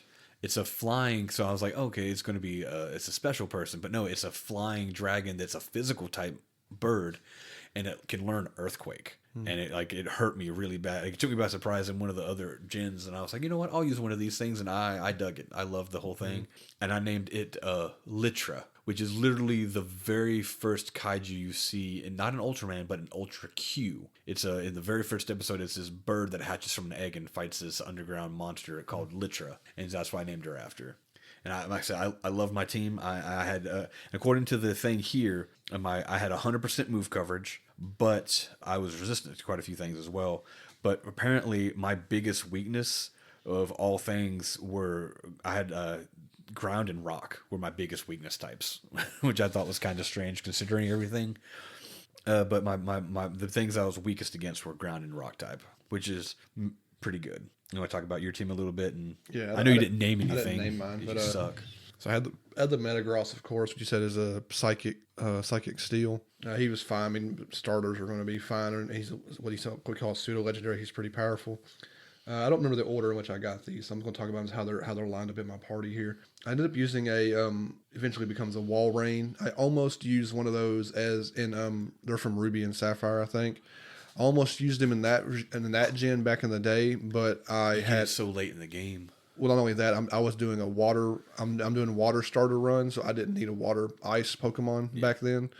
So that's our first. We didn't say our first initial run. Now is I've been using Blake always does water starters when he plays a Pokemon game for the first time. So our run through the franchise this time, I've been water, and Blake's been doing a less than exciting fire type run because a majority of fire starters are terrible after Charizard. Yeah. But anyway, so back then in Ruby and Sapphire, I had, was it Samurai maybe? No, Samurai's Diamond and Pearl. It would have been. Was that my Swampert? Yeah, you the thing. You probably your favorite starter of all My time. favorite starter I've ever had was a Swampert's a ridiculous Water ground is a ridiculously powerful Pokemon. So I had that. So I didn't have any use for the Wall Rain. So I was like, well, I mean, wanted to use one anyway. End up with this one. The problem with Wall Rain in general for this is we hadn't talked about it much, is the Pokemon need, I think, what do we know? I think a good Pokemon has to be distinct between attack or special attack. That's how we build our teams. We specialize, and that's how you build our teams. Wall Rain is right down the middle. His attack and special attack are basically equal, which makes him pretty much a kind of a mediocre Pokemon in the long run. He's got a really high defense and HP and stuff like that, but he just doesn't have any kind of real power. Obviously I'm only using him for weaknesses and stuff like that, so he kind of ended up kind of down the middle of the road, which I did not know that probably until I was like kind of deep into using him. Yeah. I didn't look at his stuff to make sure he wasn't going to be right down the middle. We usually avoid the down the middle Pokemon entirely. I don't know why they make Pokemon like that. It's the Pokemon Company. Who knows why they do what they do. Next on here is something I wasn't expecting to use, but it turned out being quite powerful in the long run, and I always need a flying type, of course. So I ended up, I didn't know it was going to eventually become flying, but I decided to do it anyway. I ended up using a Togekiss, which you hatched a Togepi at some point in this game. Somebody gives you an egg. And I was like, I guess I'll try it. And it's a flying fairy, so I had fairy coverage as well and a flying type. Ended up being with I think it's special attack base ends up with really powerful fairy type special moves. Dazzling Gleam. Yeah, and it's like Moonblast. She was probably I forget which one's more powerful, but it had that covered. Like anytime I needed fighting any kind of dragon, I don't know what else fairy beats off the top of my head, but anytime there's a dragon, like she brought out and like laid waste. I think Dragon beats Dragon, which is kind of redundant, but like she would come out for any kind of dragon and just like lay waste. I think there's a dragon in the Elite Four, and she's just like, I got this, and then would like lay waste. So she stood out and was very powerful. I think special focus, so that like not a down the middle Pokemon. Looks, she was fast too, wasn't she? Yeah, I think they're fast, and it looks somewhat silly, but looks better than the two previous forms. Yeah, Togepi and Togekiss. It's actually kind of it is a Togekiss. What's the second form? Oh, Togechick. Togechick, and then Togekiss. Togepi, Togechick. So actually, something I never thought I would use, but turned out being really good for my party. Another thing that I was surprised that I ended up using, I grabbed one. I think this might have been one of my earlier grabs, because I've been having a couple of fighting. I think I've had a couple of fighting types in my teams that have just got, well, that one I traded you one time. Yeah, we did like a late game party because I needed something in my party, and you had something powerful, and you didn't necessarily need it. Yeah. That was the. It was Sock and Throw, and I gave you. I gave you. No. I used Sock was a monster. Sock got replaced by that fighting legendary, that big bull thing. You gave me the Lucha thing.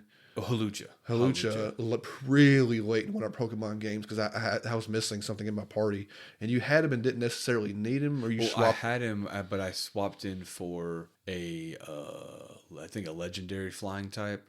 So you traded me Yavaddle because I used Yavaddle, and I was like, I'll use a dark flying type, and you can have my because you didn't. We were swapping flying types or something. Yeah, because you already had a dark and you didn't need it. Something like that. Yeah, so I ended up using that. So but anyway. And Halucha, yeah.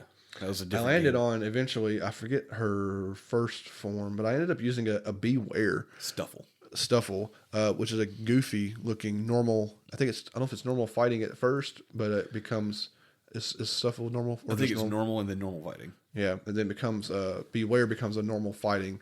Ended up being an incredibly powerful fighting type, just a fully brick house. Yeah, because it has a skill that like any physical damaging moves does like half damage because it's like stuffing or something like this. It's just some weird thing. So like any physically hitting moves do like less damage, but instead it gets a weakness to like it adds an additional weakness to like fire types or something.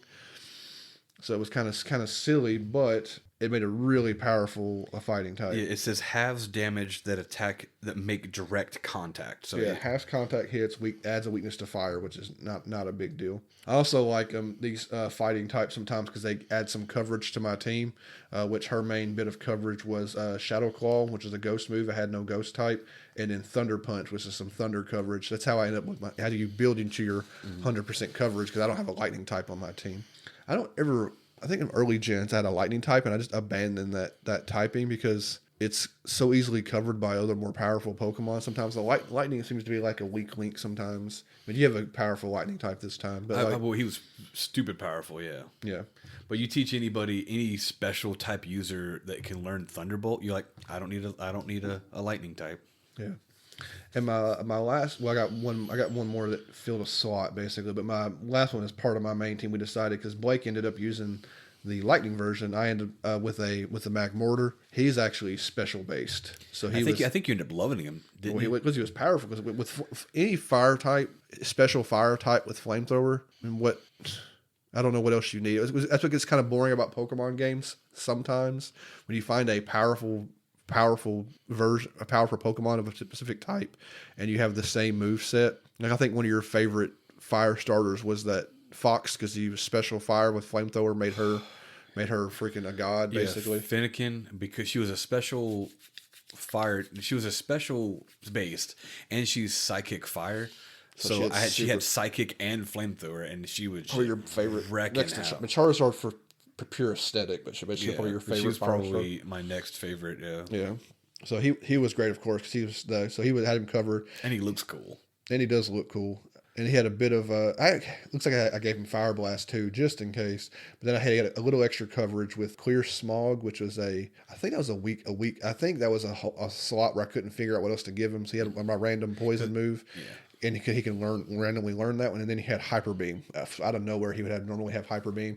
I don't think I needed it that much, but just in case he was in a fight where fire wasn't cutting it, you just whip out Hyper Beam on anybody; they're not expecting it. So I end up with a 6 slot like I do in every. Ask me talking to Blake about it. Every single Pokemon game, I feel like I end up with like You have coverage on your first 5, so your 6 becomes redundant just to kind I have of. a redundant 6 spot. I didn't know what to use. I couldn't find anything. Multiple things slide through.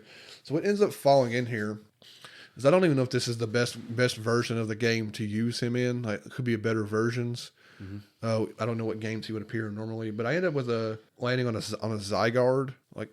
He gave me dragon coverage, and I think dragon ground coverage.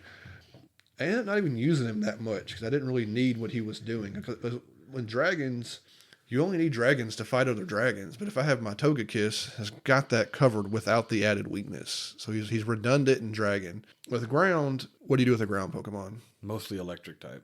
No, but what's your go-to move? Oh, Earthquake. Earthquake. So he's my Earthquake. Yeah. Earthquake holder for the entire game. Because Earthquake is maybe the most broken move in Pokemon. Like, it seems no matter if it hits a weakness or doesn't, Earthquake just kills. Earthquake's just stupid powerful. I don't, because like its power is like 100. I'm like, come on, its Earth power is like 200. Let's be honest. Like, Earthquake is a broken move that just kills everything except for anything that has types. levitate or flying. Yeah. So he had that. Looks like I gave him a crunch for a dark type, and he's just. And the way he works in this game is you can't really get 100% Zygarde. So I ended up with like just the dog form. It's like 30% Zygarde. Mm-hmm. I could get 50% Zygarde, I think, but it looks like he loses all his speed just to look cooler.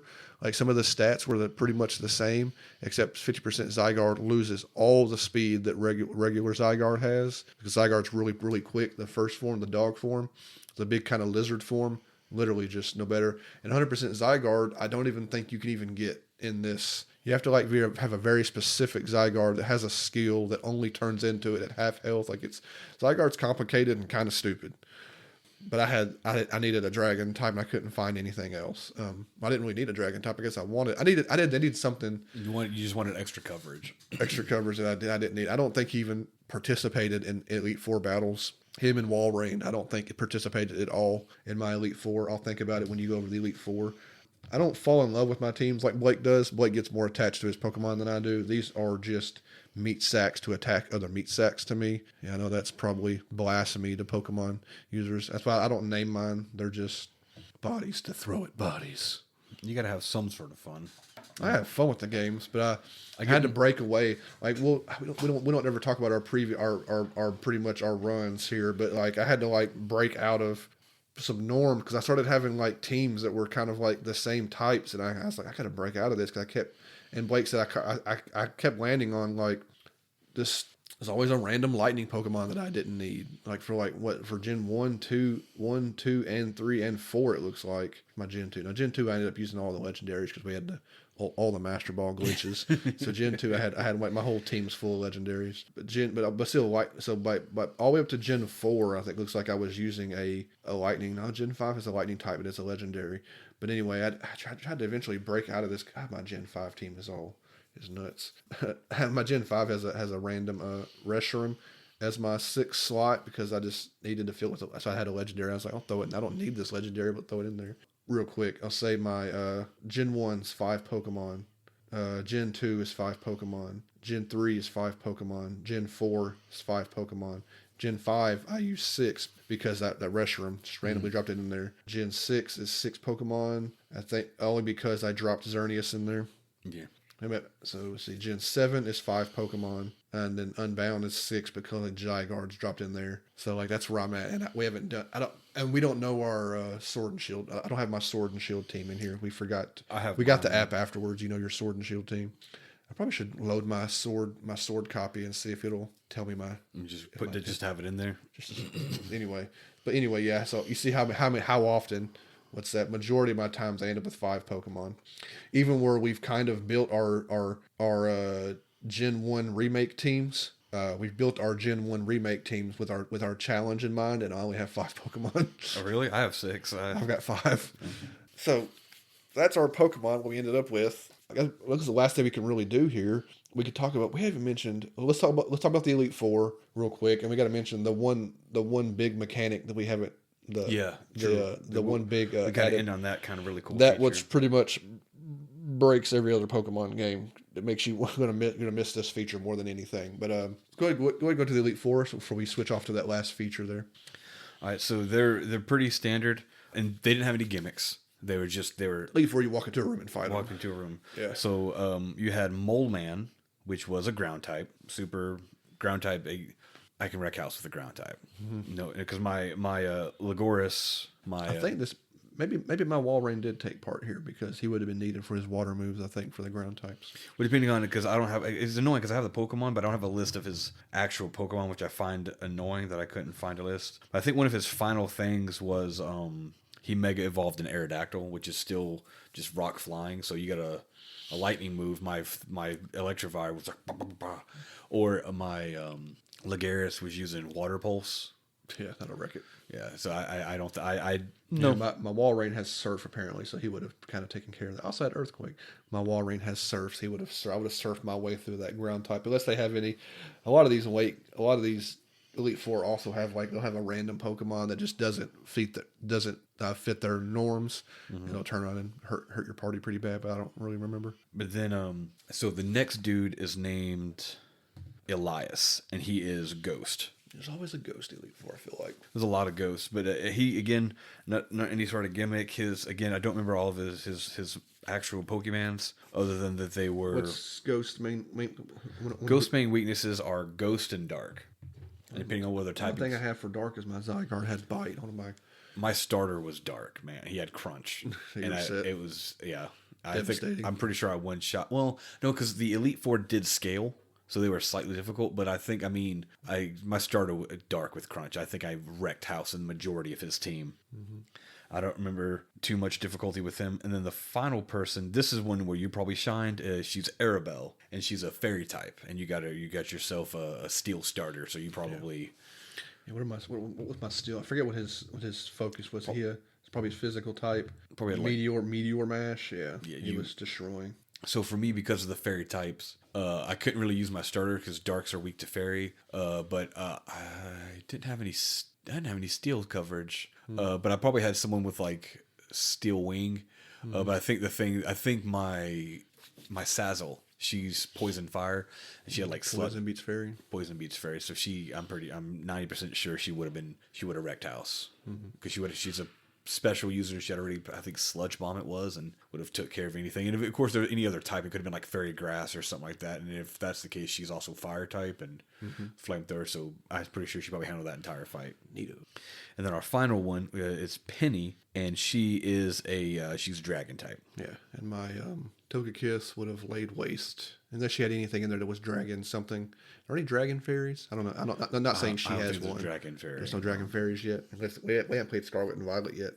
Yeah, if she didn't have anything weird going on, my Togekiss would have ran her into the freaking ground. Because before fairies, you had to fight dragons with dragons. Or, ice type. Oh, yeah, Dragons are weak to ice. I guess so, but why bother when I have a Togekiss full? I mean, Togekiss would have taken over here because she's full special attack, where my Walrein would have been half it. His little ice moves would have been not, and he's slow. God, Walrein was slow. He's a big walrus, so what do you expect?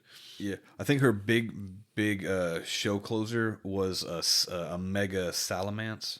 Oh yeah. Which Mega Salamence is dragon flying, so you got dragon, boom, you get fairy or I was covered. I had plenty of fairy. Yeah. Fairy was covering it. Because you got, for her, it would have been, it's ×2 for fairy, dragon, and rock, and then because she's dragon and flying, she takes ×4 ice. So my Legoris handled it with an ice move. What about, I forget about the ice being flying being weak to ice. I forget about that sometimes. So I guarantee I wrecked house with my Legoris because she's again. I remember struggling on these. Every now and then you'll have a batch of Elite Four in one game, or there'll be one of the Elite Four. It's just like, oh my god! I was like, I'm not prepared for this, or this dude's got a crazy amount of. Well, they'll have one random Pokemon that's just like, oh, wow, this is so strong. Yeah. Sometimes, yeah.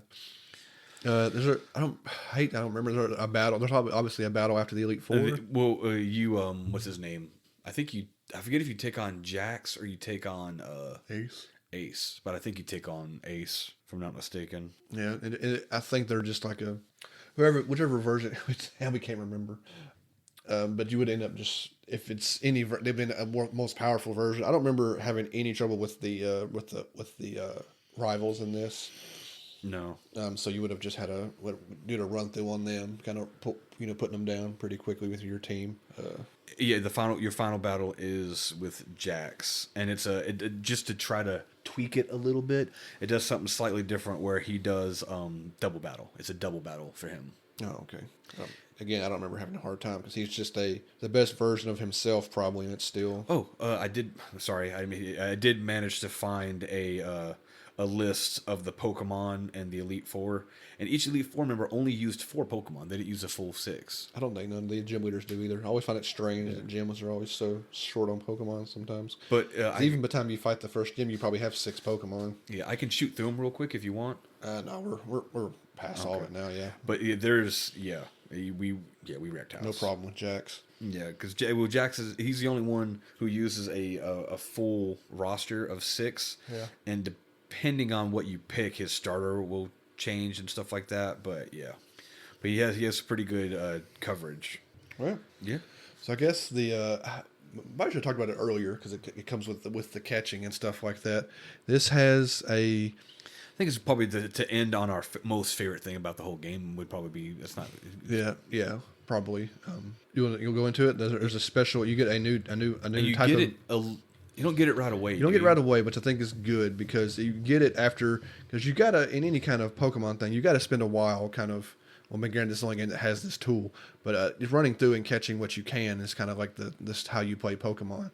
But this tool is really great for hunting specific. It makes finding everything so much easier because it tells you what's in the area and lets you hunt for specific Pokemon and all kinds of. You want to kind of you got more of an explanation for it. All right, so it's called the Dex Nav, Pokedex Navigator. But what it does is, as you encounter, and it's highlighted per area. Like when you click on it, it says you're in Route 1, and then it gives you the list of Pokemon. It gives you a bunch of question marks. Yeah. So it will say you and it was like usually between like about 5 and 8 Pokemon per area. There was game was stuffed with Pokemon. Every area you went to had about anywhere from I'll say 8 to 12 Pokemon that you hadn't encountered before. Now, if you have encountered them, usually through either random battles or trainer battles, if you have at least seen the Pokemon, it'll be a colorless silhouette. Yeah. It'll be just like here's you see who they are. There's no color. Like here's I don't know why this first thing that pops in my head. Like here's Geodude, and you just see like an uncolored Geodude, and then so what you can do is if you open up the Dex Nav, you highlight that Pokemon. And you click on it, and it sends out like a ping, and you just kind of walk back and forth. You can walk around in the grass, but it messes you up. But if you just walk back and forth in an area close to the grass, eventually now it can happen in caves, on the water, because in caves it's like a little dust cloud. On water, it's a splashing ripple of water on a square. It's the shaky leaf. And it'll be like a shaky grass. And if you can make it to the icon, the little movement, then you're guaranteed to fight that Pokemon. Period. Yeah, it's a trip. And so that's really awesome. That really helped me and Drew because there's a spot about halfway through the game where it started in Ruby and Sapphire, I think it was, where you fight these Aldinos, which are just they're a healing Pokemon. They've got to be known for their experience. I think that they're known for that. And so you just farm these dudes and like everything else in the area, and even like later past the game, he's like, oh, you're getting 100 experience or you're getting 80 experience. Let's go back to the Aldinos. You go back to the Aldinos and you have, especially if you have like a lucky egg plus the experience share, like they're dropping like 1,000+ experience. And so I would come back to these dudes. I think I did an Aldino one time. I did with a lucky egg on somebody new in my party, and I got like 10,000 experience from an Aldino. It was like wacky. Did I take a picture? Did you take a picture of yours? Because I hope I did. You had a high one. I may not have. I had a really high one. I don't think I did either. But the thing about the Dex Nav, Aldinos usually aren't. They're somewhat hard to find. Uncommon, yeah. Uncommon, but you can just highlight the Aldino, and then you can just stay in the shaky grass and just keep fighting Aldinos over and over again.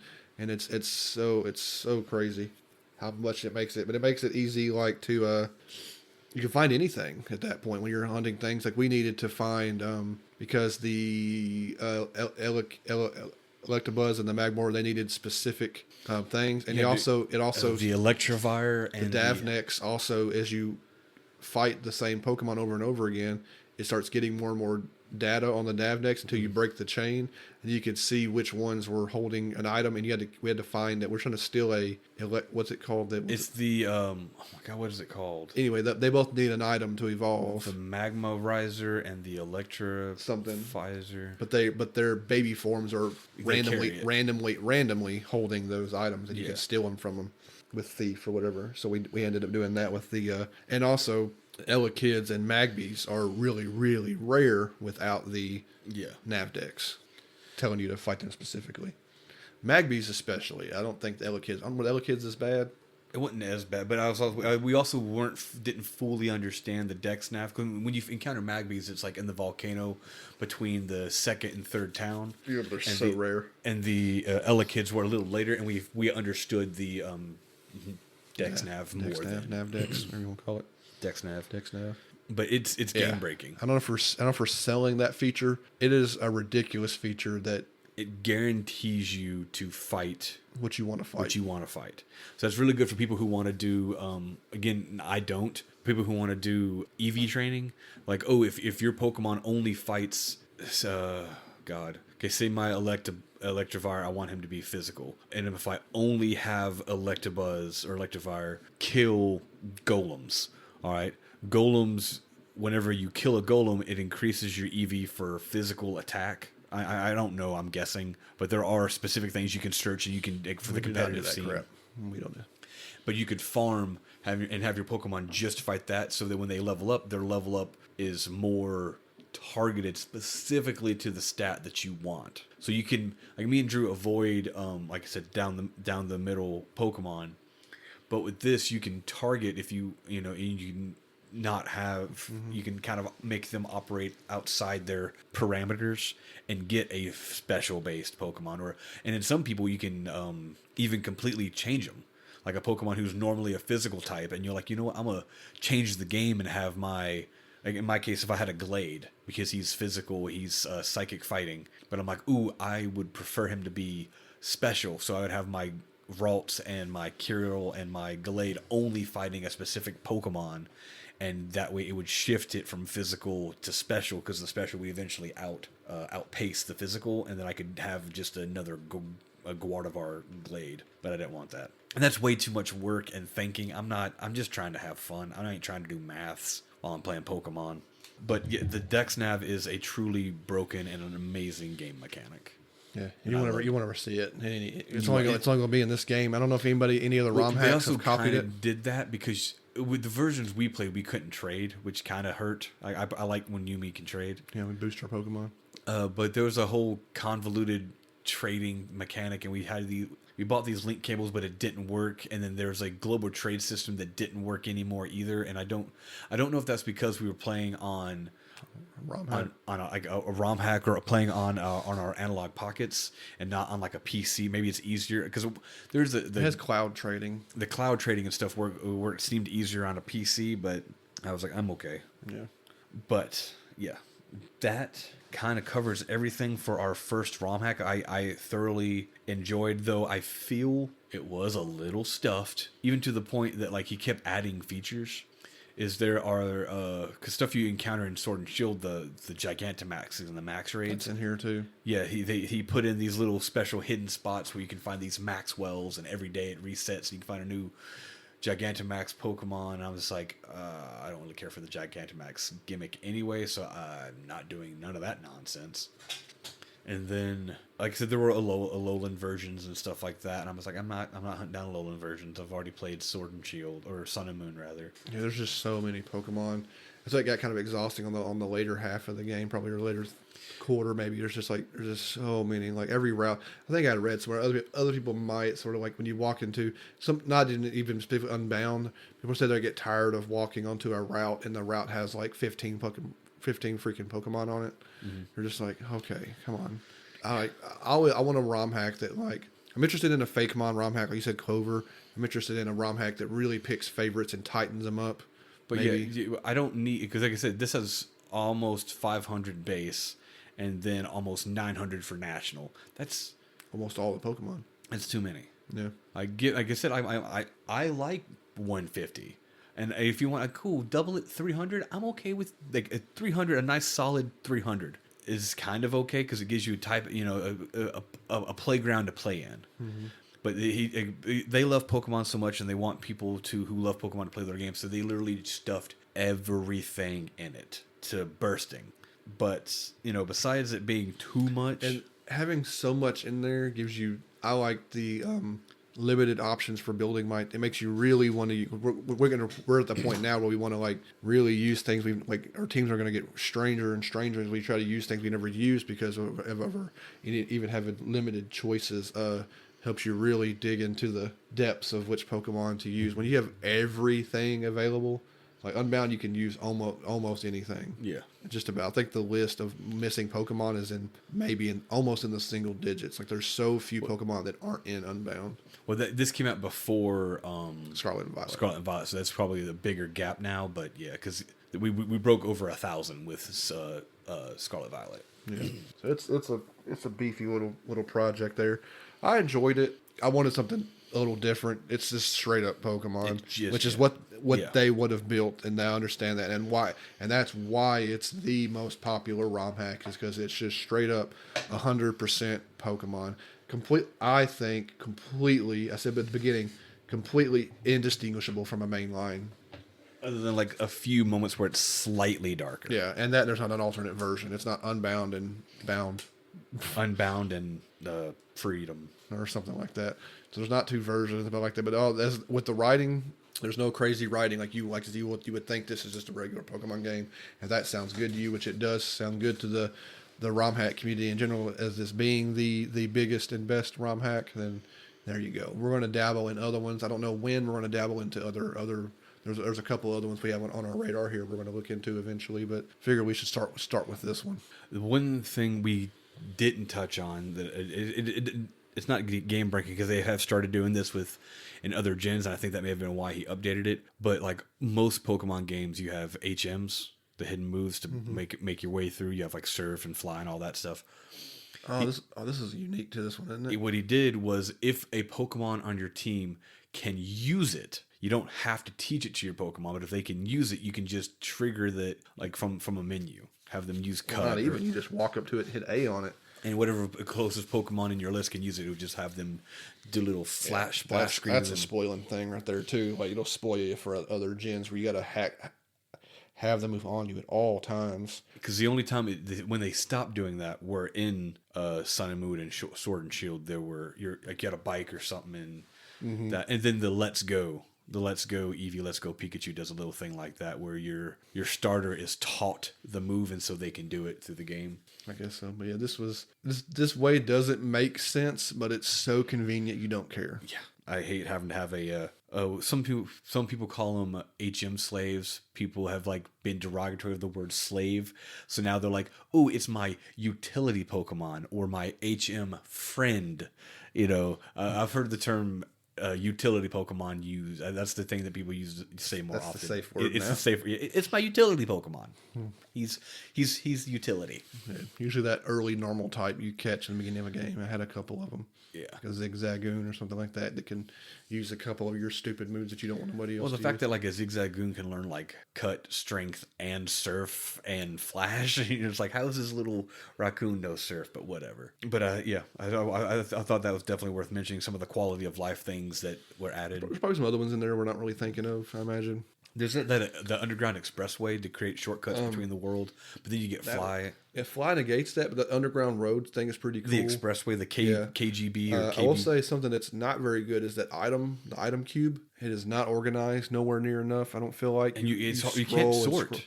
You can't. I'm sure you can sort. Can you not sort it? But you can, but it doesn't sort like it's not divided. It's not divided enough. Yeah, like it's that cube is such a mess. You do at some point in the story forget to mention that you do get sucked inside the cube. It turns out it's like the Hoopa technology is that this cube you have like a cube version 3, and your dad invented it.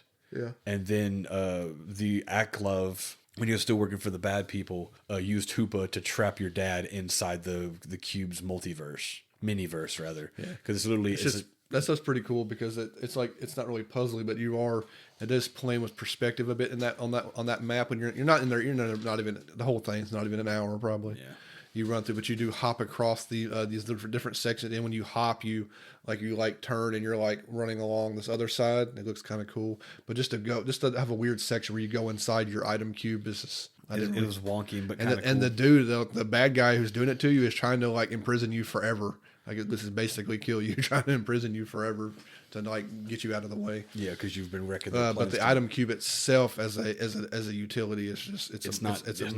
Yeah, it needed to be another version or something. Like it's really messy. Have more because it had the same thing where it had like your TM bag, your this bag and that bag. But every time you go into it, I had to scroll through 100 things. Yeah, it needed to be like an extra menu for like something because it was like key items, TMs, yeah, the healing stuff needed to be separated from you can the healing and stealing stuff, and then like the equipping the Pokemon move stuff. Yeah, equipment are all on the same list. Mm-hmm. So that thing was a mess. That was like a mess from the beginning, and it stayed a mess the entire time. So that needed some more attention, probably. We've seen different versions of item bags throughout this franchise. This is arguably one of the worst. Well, the fact that it's infinite is a check mark in its favor, but it could have used some more organization. Mm-hmm. Tiles. Do you have anything else you want to add before you give out your rating? No, I didn't rate this thing. Why didn't you rate it? The whole point of this is supposed to rate stuff. No, we're not. I mean, I forget about that. Give it a 1 for ROM hacks. I support Nintendo and not the ROM hack community. Nintendo is my friend. No, I don't know. It's like a thing of expectations versus what you get, or what I wanted and expectations versus what I'm given with this. There's nothing really wrong with this. I wanted something outside the box on Pokemon. This is very in the box or in the cube for Pokemon. This is 100% a Pokemon game. No ifs, ands, or buts about it. There's no strangeness to it. There's no anything to it. And for me, I don't have a thing for it. I guess I get just like a. There's nothing really wrong with it. I guess like a 7 maybe. I get kind of, it's long. The game's kind of long-winded sometimes. So I give it like a 7 probably. This is me beginning my search on like I want a strange Pokemon game that thinks more outside the box than this one does. Mm-hmm. I mean, I did enjoy it. I do think on the tail end I was like, I need this to wrap up. Yeah, it just keeps going and going. There was post game. And yeah. I look into it. It says it's a dense post game. I'm like, I'm not doing more post game. No. And we're not chasing Pokedexes anymore and stuff like that. We're not. I'll do that with Scarlet Violet just because it'll be new. Maybe but like bit, any of my other playthroughs, I'm not trying to get all of them. That's kind of what because I've got shared all my kind of feelings for it. I enjoyed it, but it's too long. I'll just agree with you on that entirely. Like the sprite, the amount of effort and love that went into it, the sprite work. There's no other ROM hacks on this scale. No, I don't think so. That's why when you think about it, and that's very very commendable. When you look at every other ROM hacks, none or two. Like there's another popular one right now, Emerald Sea Glass. That one has unique art to it. I'm curious about that one. I don't think it's nowhere near the scale of Unbound. It's got a new map and stuff like that, probably some new writing and stuff like that. But like even it, as much as it's beloved right now too, is nowhere near the scale, the sheer size of Unbound. Which I guess that name kind of fits too. The Unbound is just so big, and nobody else makes them that big. No. Most ROM hacks are just like quality of life and shuffling up some Pokemon a little bit. Most of those you'll see, but full standalone games. The Unbound is the one as far as I know. It's about a 60-hour game, or more. Just the base game, and then you have everything else. Yeah. So I mean, go ahead. Sorry, I agree with you wholeheartedly. I wanted something just different enough to be like and a little bit less, frankly. Like I'm not trying to make this the only game that I play forever. I wanted to play it, have fun, which I did. I think it's got New Game Plus. I think it does have a New Game Plus. It has a New Game Plus as well as post game, and I'm not doing that. But I'll give it the same thing as you. Probably I'll give it. It's a 7. It's really good. The quality of life things. We will never see these quality of life things in other games. Like the nav deck, the Dex Nav will probably never ever. It's not like he copyrighted it or anything. He can't own something outside of a Pokemon game without getting in trouble, probably. Mm-hmm. I wonder if anybody has thought about putting the. They might use it in other ROM hacks, but we won't. It probably will never be in a. Oh, it'll never be in a main line. In a main line, because the whole point of the main line is they limit you so that you're forced to trade and go with other people and talk and communicate. Exactly. And this is when it's a solo adventure, and so it's like here's the means to get everything in the game. Yeah.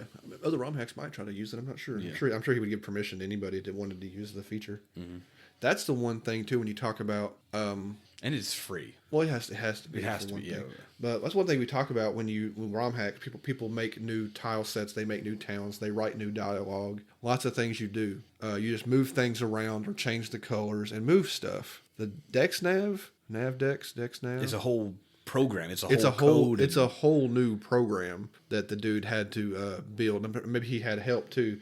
That's like the one thing in the game that people don't really talk about that. But I don't hear any conversations. Any Unbound conversations about the DexNav or NavDex. I always can't remember. It's the DexNav. The DexNav. NavDex sounds better. Like navigating the Dex. It's a DexNav. What do I know? DexNav. There's no conversations about that freaking thing, and which is strange because that's like the one thing in there that like he created like wholeheartedly originally. Mm-hmm. Everything else in Unbound, like there's no new Pokemon. The map is just he built a map, which is cool. But a lot of people, all ROM hacks build their own maps. That's just you see the pictures online. They have a program where you place in tiles and you build a map. Yeah. He did all that. He wrote a story. All that's there, but all that's in regular ROM hack. The DexNav is the completely original mechanic that had to be built from the ground up. From the ground up, outside, it has a whole. It's UI. It has a UI. The way it works. All that stuff had to be programmed. People don't talk about how that had to be programmed into the game. Not only that. But it works on a Game Boy Advance. It's still a Fire Red hack. This is a mechanic that works. That doesn't. It doesn't make maybe it did in early versions. It doesn't make the ROM crash. My ROM never crashed. Mm-mm. But it's a wholeheartedly new mechanic dropped into a game that worked in the Game Boy Advance era. You know what I mean? Yeah. It's a trip. We should have said that earlier when we were talking about it. Like it's a whole. You forget that it's something that's not. It's not an iteration. It's a completely original mechanic that's placed into the game. And I wonder like how, because no way this fits on a GBA cartridge though. Like this maybe the amount. Probably not, but you can make a ROM hack any size; it'll still play. I mean, I'm guessing. Yeah, I don't know. No, there are. You can buy. Wait, I say buy. I don't want to say too much in this. I have seen there are websites we will say that you can go to that will put ROM hacks onto cartridges for you to place inside your pocket or whatever you got. Like we have our we just did the files onto our pocket and placed through a GBA. It's still playing through a GBA core though. Yeah, GBA. Yeah, so maybe. Again, that's above me. I don't know anything about emulation and I've seen Unbound cartridges in the wild. Yeah, not in the wild. You got to think the amount of technology even nowadays, like what they solder and stuff into, is probably still more powerful than a base level. Oh yeah, it's a trip though. Mm-hmm. DexNav. Yeah, but do you want to announce our next thing? Well, if you're keeping track of our episode numbers and what we do on every 5th and then every 0th episode, 10th, every 5th episode. So 5th episode means it's time for a co-op endeavors episode with Brian. I don't know if Brian is keeping track and remembering what we're doing, but if you're not Brian, here you go. Get ready and start looking into stuff you want to look at for the Division 2. Remember we talk about every time we bring this up, we talk about, we hope me, you, and Brian can play enough games to stay ahead of the co-op endeavors episodes. This game is like 6 games ago. Yeah. So we're doing just fine on co-op endeavors content. Division 2 is such a long time ago. We all hopefully we'll have plenty to say about it, but we have one very distinct memory which we want to one particular moment of Division 2, which we won't. I'm not going to spoil it here, and I don't want to mention it at the beginning of the Division episode. But the Division episode will culminate in one of my least favorite moments in gaming history. Is in Division 2. Mm-hmm. What that game does to you. I know Blake knows I'm talking about, and Brian, I'm sure you're well aware of what Division 2 does to you at the point in which we stopped playing it. So we'll be doing the Division 2, which I said obviously is tied to everything. Unfortunately, Division 2 is so far ago, it's before Blake was grabbing the video. Mm-hmm. So there is no Division 2 footage of our playthrough on our Twitch channel or on our YouTube channel. I don't know, when did you start grabbing our footage? With War Tales. War Tales. That's right, War Tales. So eventually we'll talk about War Tales. and that'll be when you first are able to go back and see our footage at all of us if you want to see us playing games. So yeah, episode 135 will be we'll have Brian on here, and we'll be talking about our experience of playing Division 2. Tom Clancy's Division 2, which is it'll be a strange one. I will say, I remember way back when me and Blake played through Division 1 just before we were playing games with Brian, and I quite genuinely much preferred Division 1 over Division 2. I think so. Which is, we'll get more into that. I'm guaranteed Brian probably played Division 1 back in the day as well. So that said, I'm going to wrap things up here. A big thing, of course, is we always want to thank Jared and the guys of Emerge for letting us use Letting Go for our podcast intro, and now it's attached to our video intro for our YouTube and Twitch channel stuff. It is so freaking cool. I think Blake has posted the intro video by itself. It should be by itself, Sean. It should be posted. We ran into a bit of a, because it's a licensed song. I think we got that cleared. I think I got it. It might get pulled again because Letting Go is a licensed song. YouTube does catch that kind of stuff. I think we might have got it sorted. But we have recently bought tickets to Emerge show. So everybody should be getting on to all your Emerge social media and looking it up. They are doing a show with Nothing More in Chattanooga, and we've had Nothing More, not the band, of course. I've played Nothing More song back in the day on the podcast. It's a really cool rock band. Emerge is also a really, really cool rock band, and this is another big show for them to get to play with Nothing More. So we're really excited for them. Who's that other band? Post Profit is another. Post Profit has they have about as much music as Emerge has, so they're pretty good opening acts for Nothing More. Post Profit, I don't know a lot about them, but I listened to the first album a little bit. They're pretty good. I've been jamming my Emerge album and then the extra songs they put out on Spotify. So I've been jamming that up, getting all hot and bothered, ready for some Emerge and Nothing More. That's March 28th. So that's when this comes out.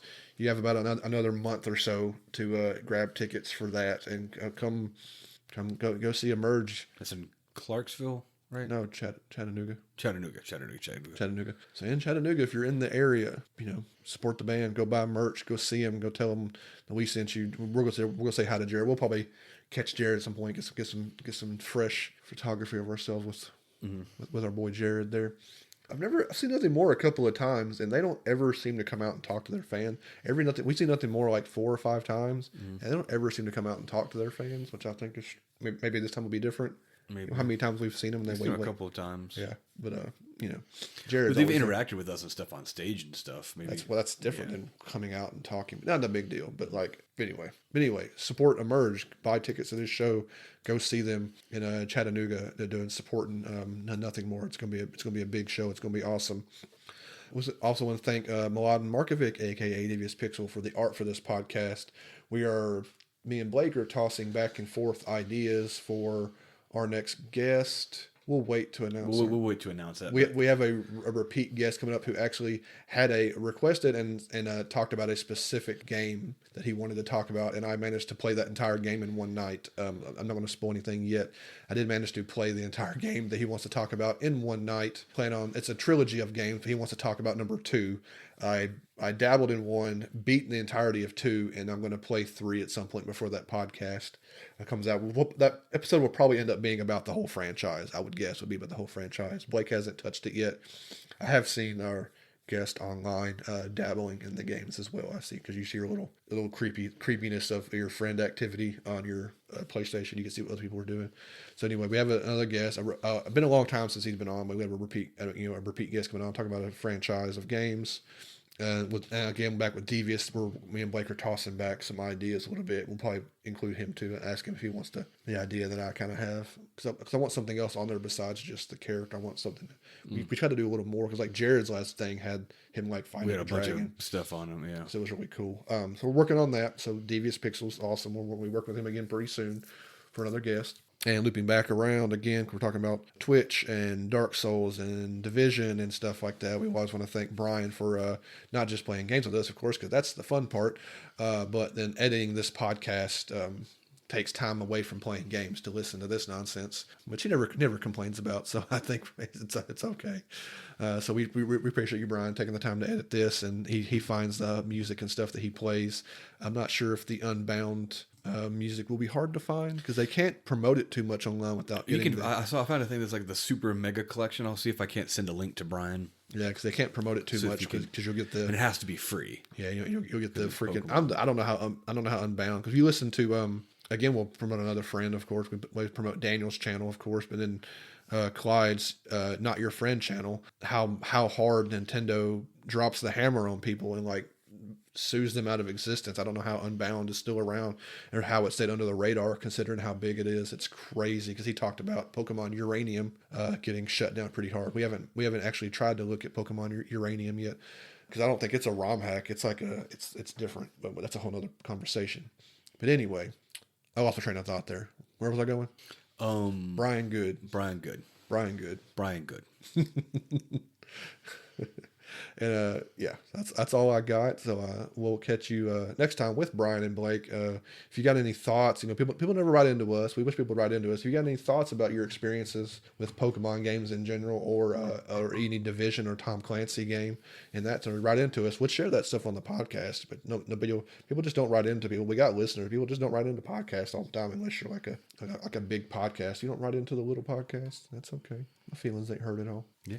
You got your other stuff you want to say? For me, just a little bit of self-promotion. I have a short story that I self-published on Amazon called They Come This Night. I love it. I loved writing it. It's free if you have Kindle Unlimited. It is just $1 What was that post you saw? You mentioned on the other podcast. It's been... 3 years? It's been 3 years. I think February 18th was like the 3-year anniversary of when I finished it and posted it on like Facebook or whatever. Published it, yeah. So go check that out. It's called They Come This Night. And then we have a brother podcast called Suspension of Disbelief, where me and our good buddy Steve take turns semi-surprising one another talking about movies. Mm-hmm. And we do not discuss it at all until we record the podcast, so that each other's opinions doesn't influence the other. And please come check that out. We love chit chat with those, and those are deep dives. Sometimes those are 2 or even 3 hour long podcasts because we're talking about. I just finished. I still edit that one because I can't convince Brian to edit a podcast he won't listen to. I edit the last one was like 2 hours and 45 minutes. And plus we do a little. That's edited down. And plus we do a little beforehand, like a off pod thing where we chit chat about just what we've been watching, and that's by itself 30 to 45 minutes too. Plus we made another podcast. We call it Off Pod, the podcast before the podcast. That one's just me. I'm on that one too, and we talk about the movies we've been watching with Steve. That one's a lot of fun. Almost sometimes feel like Off Pod should be the podcast, but I don't need that a whole other podcast to edit. But check that one out too. Yeah, and I don't have anything else to add. With that being said, I want to wish everybody a good evening and good night.